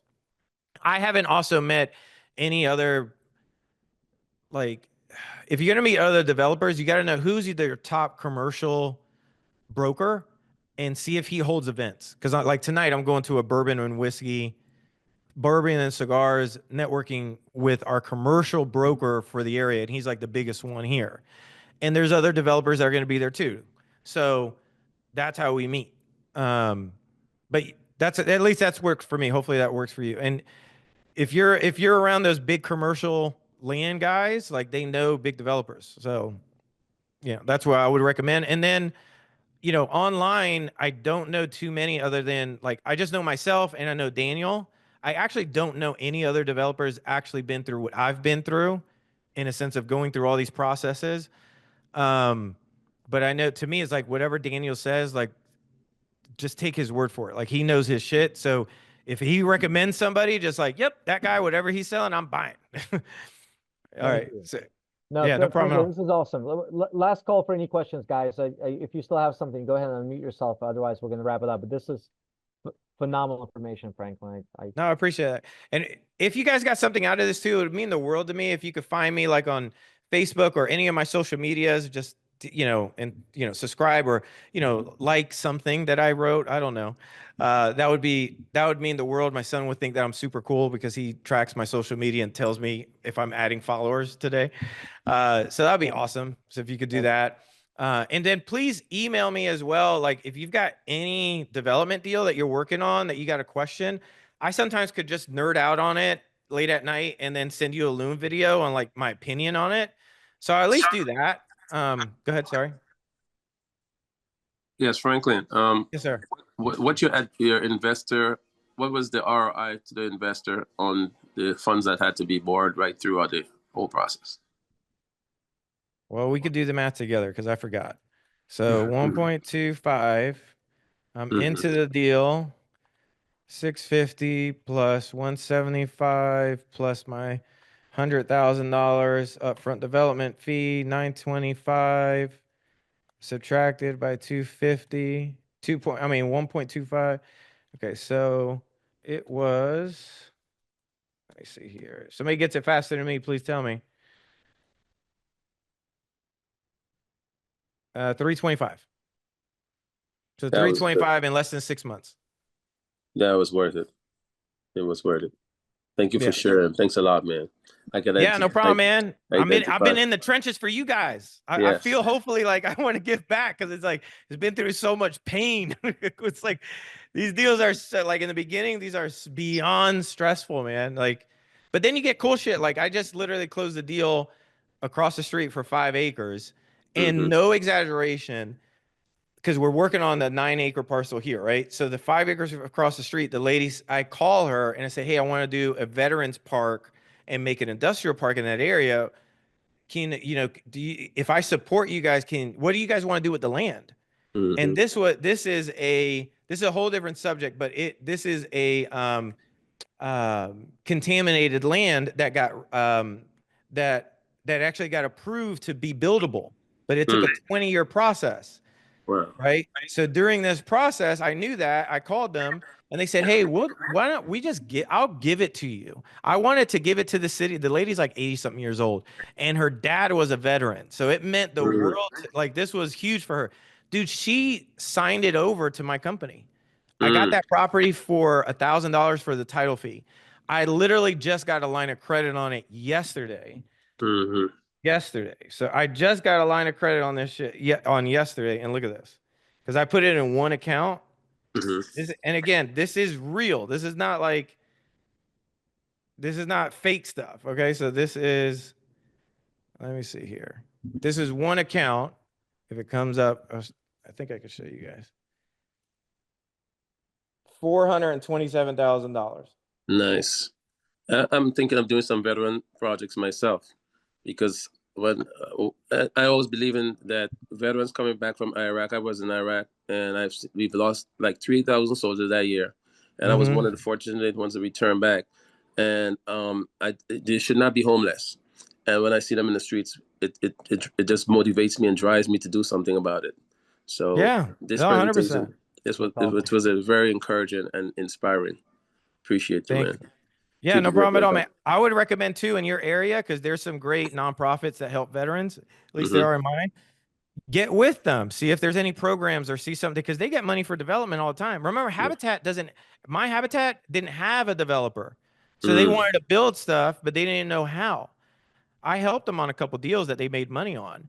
So you could be involved. My advice is, if you're serious about being what I would call a true investor or true developer, like you could get to work today. Like call the Habitat and ask them, go through the process, like get the reps in, because you need the experience, period, to negotiate. You need the experience in front of sellers. Like you need that face-to-face experience of negotiating a deal to get really comfortable to negotiate. Because development is this. Development, the only difference between development and residential is 3 different zeros.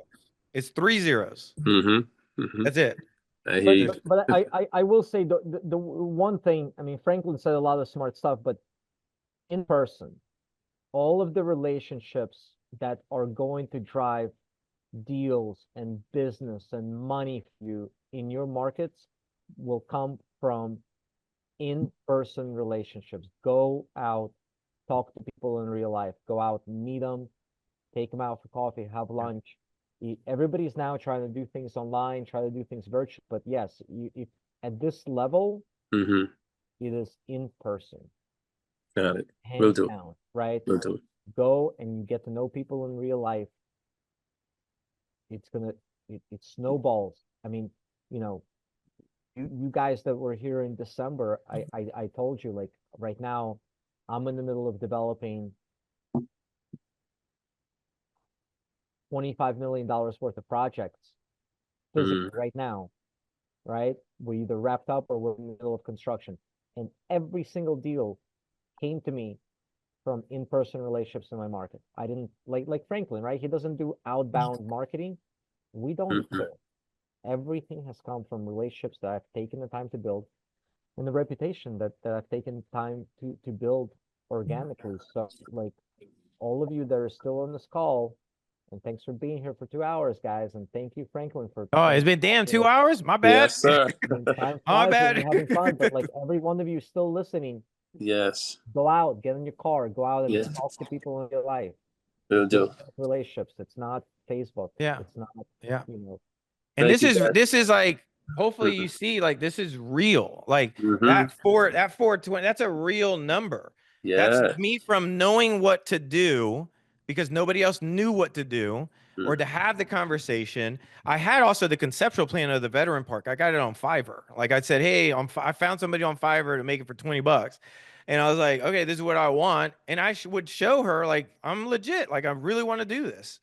And she loved that so much. So she signed over the property to us, you know, and then and so now it's benefiting. And so it's like, I would my recommendation is take development serious. If you're still on this call, like this really can change your life and change your family's life forever for real. Like you could legit have a street named after your family, not you. Yeah.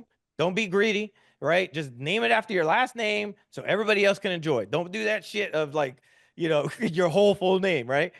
But this is real. To Yeah. me, that's cool as hell. Like, how much cooler can you get? At least in my head. And then to get like, this is my local market. How cool was this? I didn't know they were going to do a front page of a newspaper, right? Wow. This could be you. Like, for legit, that's you. That's nice. Yeah, like, how cool is that? Like, Yeah. you can't pay for that stuff, you know? So You I was can't- like, go all in, have fun. It's 100% possible. If you mess everything up and you completely go sideways, you could always stay at your dad's house. Like, it ain't that bad. You live in America. You know what I'm really, saying? mom does your laundry. I've been there. It's great. Yeah. Look, man, and just FYI, what I didn't say is the first 6 months of doing this deal, I was going through a divorce. Yeah. I literally was living at my friend's garage. So Wow. I'm doing this deal at my friend's garage, living Wow. and then living in hotel rooms.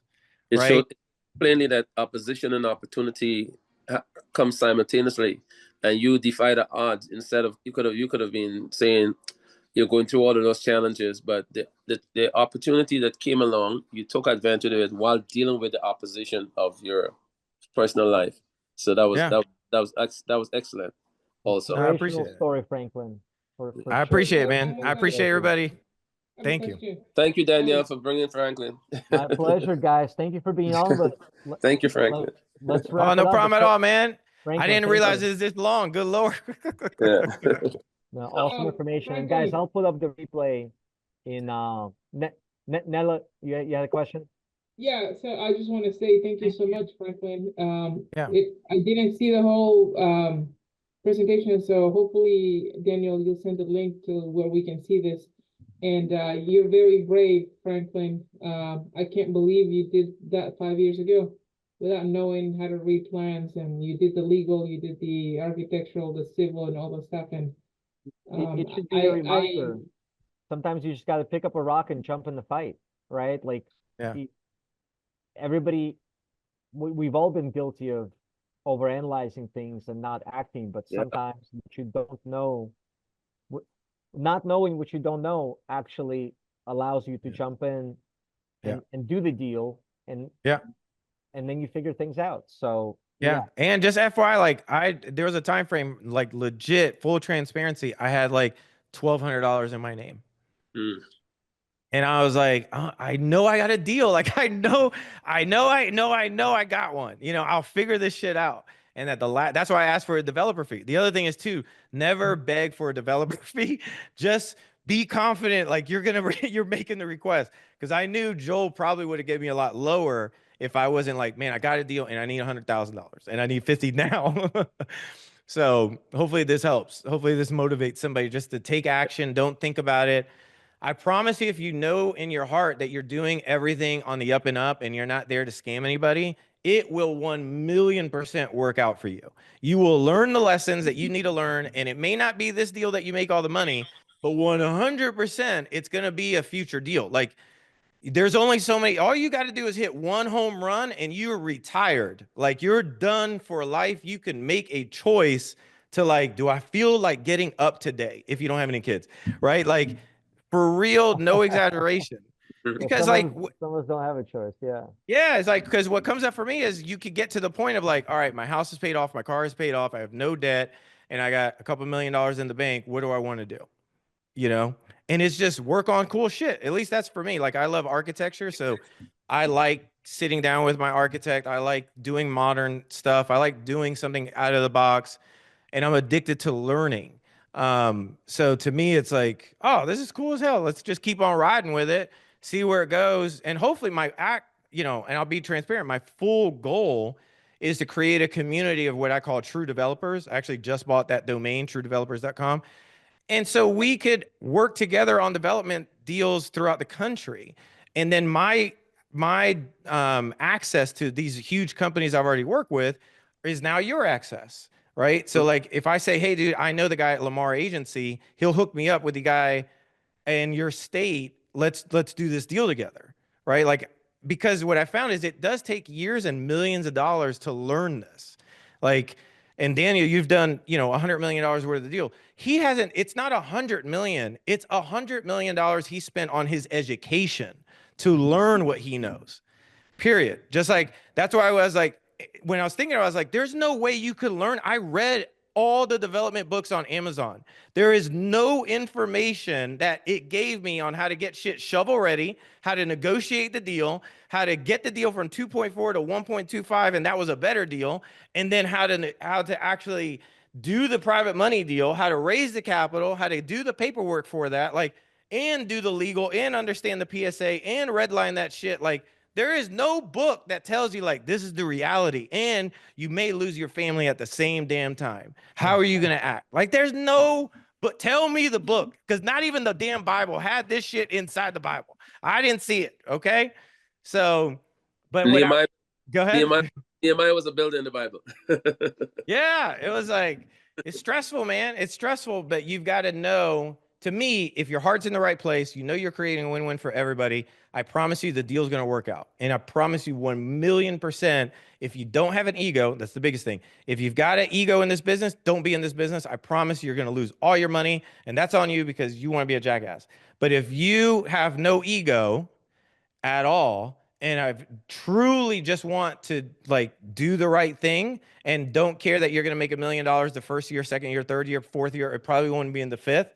Just FYI, I made the most money on my fifth year than I did my first year. Wow. Right. I didn't even know the deals I'm working on now. I was like, oh shit, like this is impressive. Like, I'm pressing myself. Right. I look in the mirror, I'm like, damn, my hair does look good. Right. So it's like, I got this because I've done Lamar Agency. I dealt with Opal Fuel. I dealt with Florida Gas. I dealt with KB Homes. I dealt with DR Horton. I've dealt with Coca-Cola. I've dealt with Wells Fargo. I've dealt with the National Brand of Habitat for Humanity. I've dealt with the city officials. I've got the mayor on speed dial that if I need him to call another acquisition manager because I need him to sell this other big company, they need to come to Lakeland, like I'm doing right now with Speedway Auctioneer. That is value, right? So these are things I would recommend for yourself. Know who your local planning department is. Like, you can call them up today, right after this call, and have a conversation.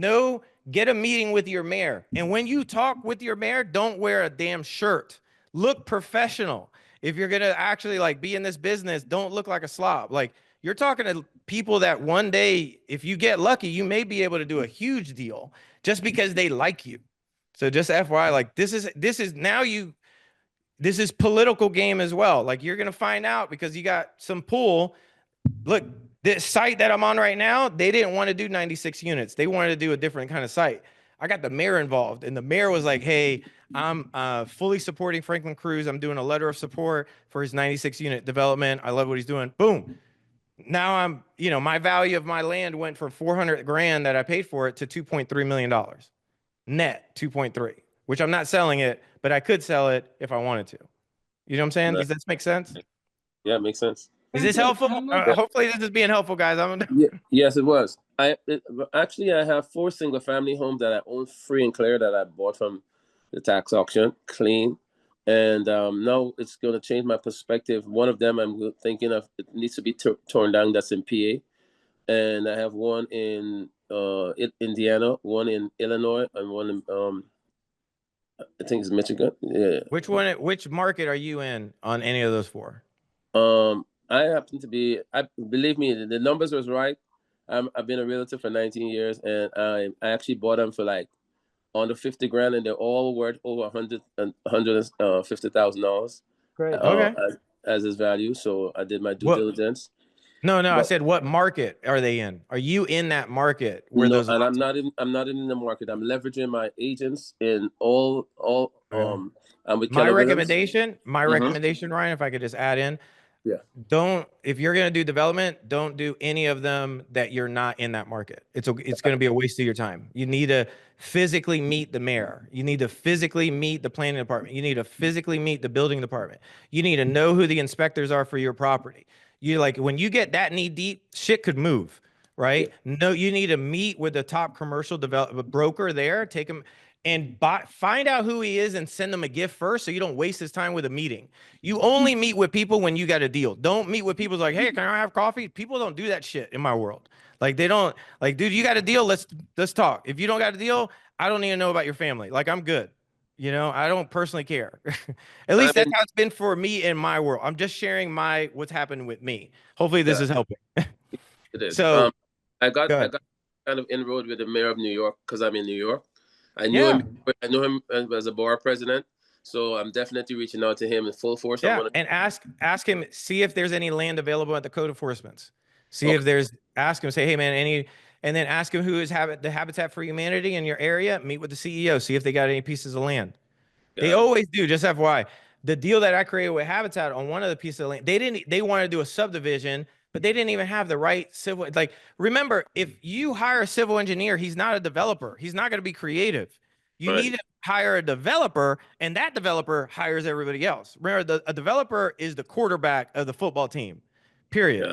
You want to be a part. You want to just be you want to be an intern for that guy. You just want to say like, dude, whatever you want, whatever, I'll do it. You know, and just listen and learn because there's not a lot of true developers out there that I know of. Daniel knows a lot more than I do. Like, and there's not a lot that will actually understands how to tell you what's going to happen next and what you need to do and how much money you need to and have negotiated huge contracts with lawyers because then you need to start understanding case law and read land law. So whatever state you're in, find a legal book on Amazon and buy the land law book for your state. And read and get tabs that look like this. You see these tabs? Can you guys see me? See these tabs are short? Yes. Buy a red marker, get these tabs, read the books, highlight what you don't know, highlight the book. Right? Good. Like you need to start being very efficient on reading and learning.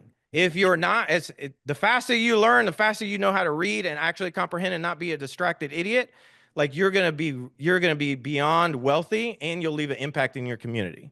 Oh, I love to read and love to do due diligence. That's a must. And you got to be able to get out of the house. Like number one, developers on the site, they wear jeans and boots. Like true developers that are on land, like you start your Wolverine boots on Amazon, just buy them, right? Got it. Jeans, buy Amazon basics, whatever. But this is just what you will be wearing. Like this is your uniform, right? At least it's been for me if you do land, because sometimes you're going to have to go on the field all the time. That's why. Right.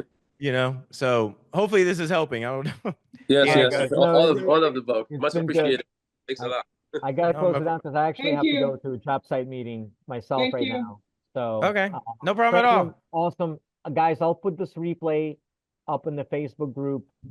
as soon as it's formatted, so anybody that's missed the beginning of this call, you'll be able to watch the whole thing. Thank Perfect. Franklin, Franklin, I followed you on Alright. Instagram. you. I'm gonna send you an email. Daniel, you. thanks, man. All Oh, Nice no seeing you. problem at all, man. Thank you. Catch you on the next one. Thanks, Franklin. Yes. No problem at all. See you guys. Have a good one, Yeah, man. Daniel, appreciate thank you so much. I appreciate the opportunity to help, man. Pleasure. Always good talking to you, bro. Later. Thank you. All Thank right, you. bye. All right, Franklin, Howard, and yeah, All everyone. right, see you guys. All right, hopefully you enjoyed it. Actually, if you have a property similar to this and you actually want me to take a look at it, me or my team, or join the community, go to trueinvestors.com. Love to see you on the other side. If not, all good. I hope you got nothing but amazing lessons out of this and tools that you could actually do with your own land if you wanted to. All right, bye.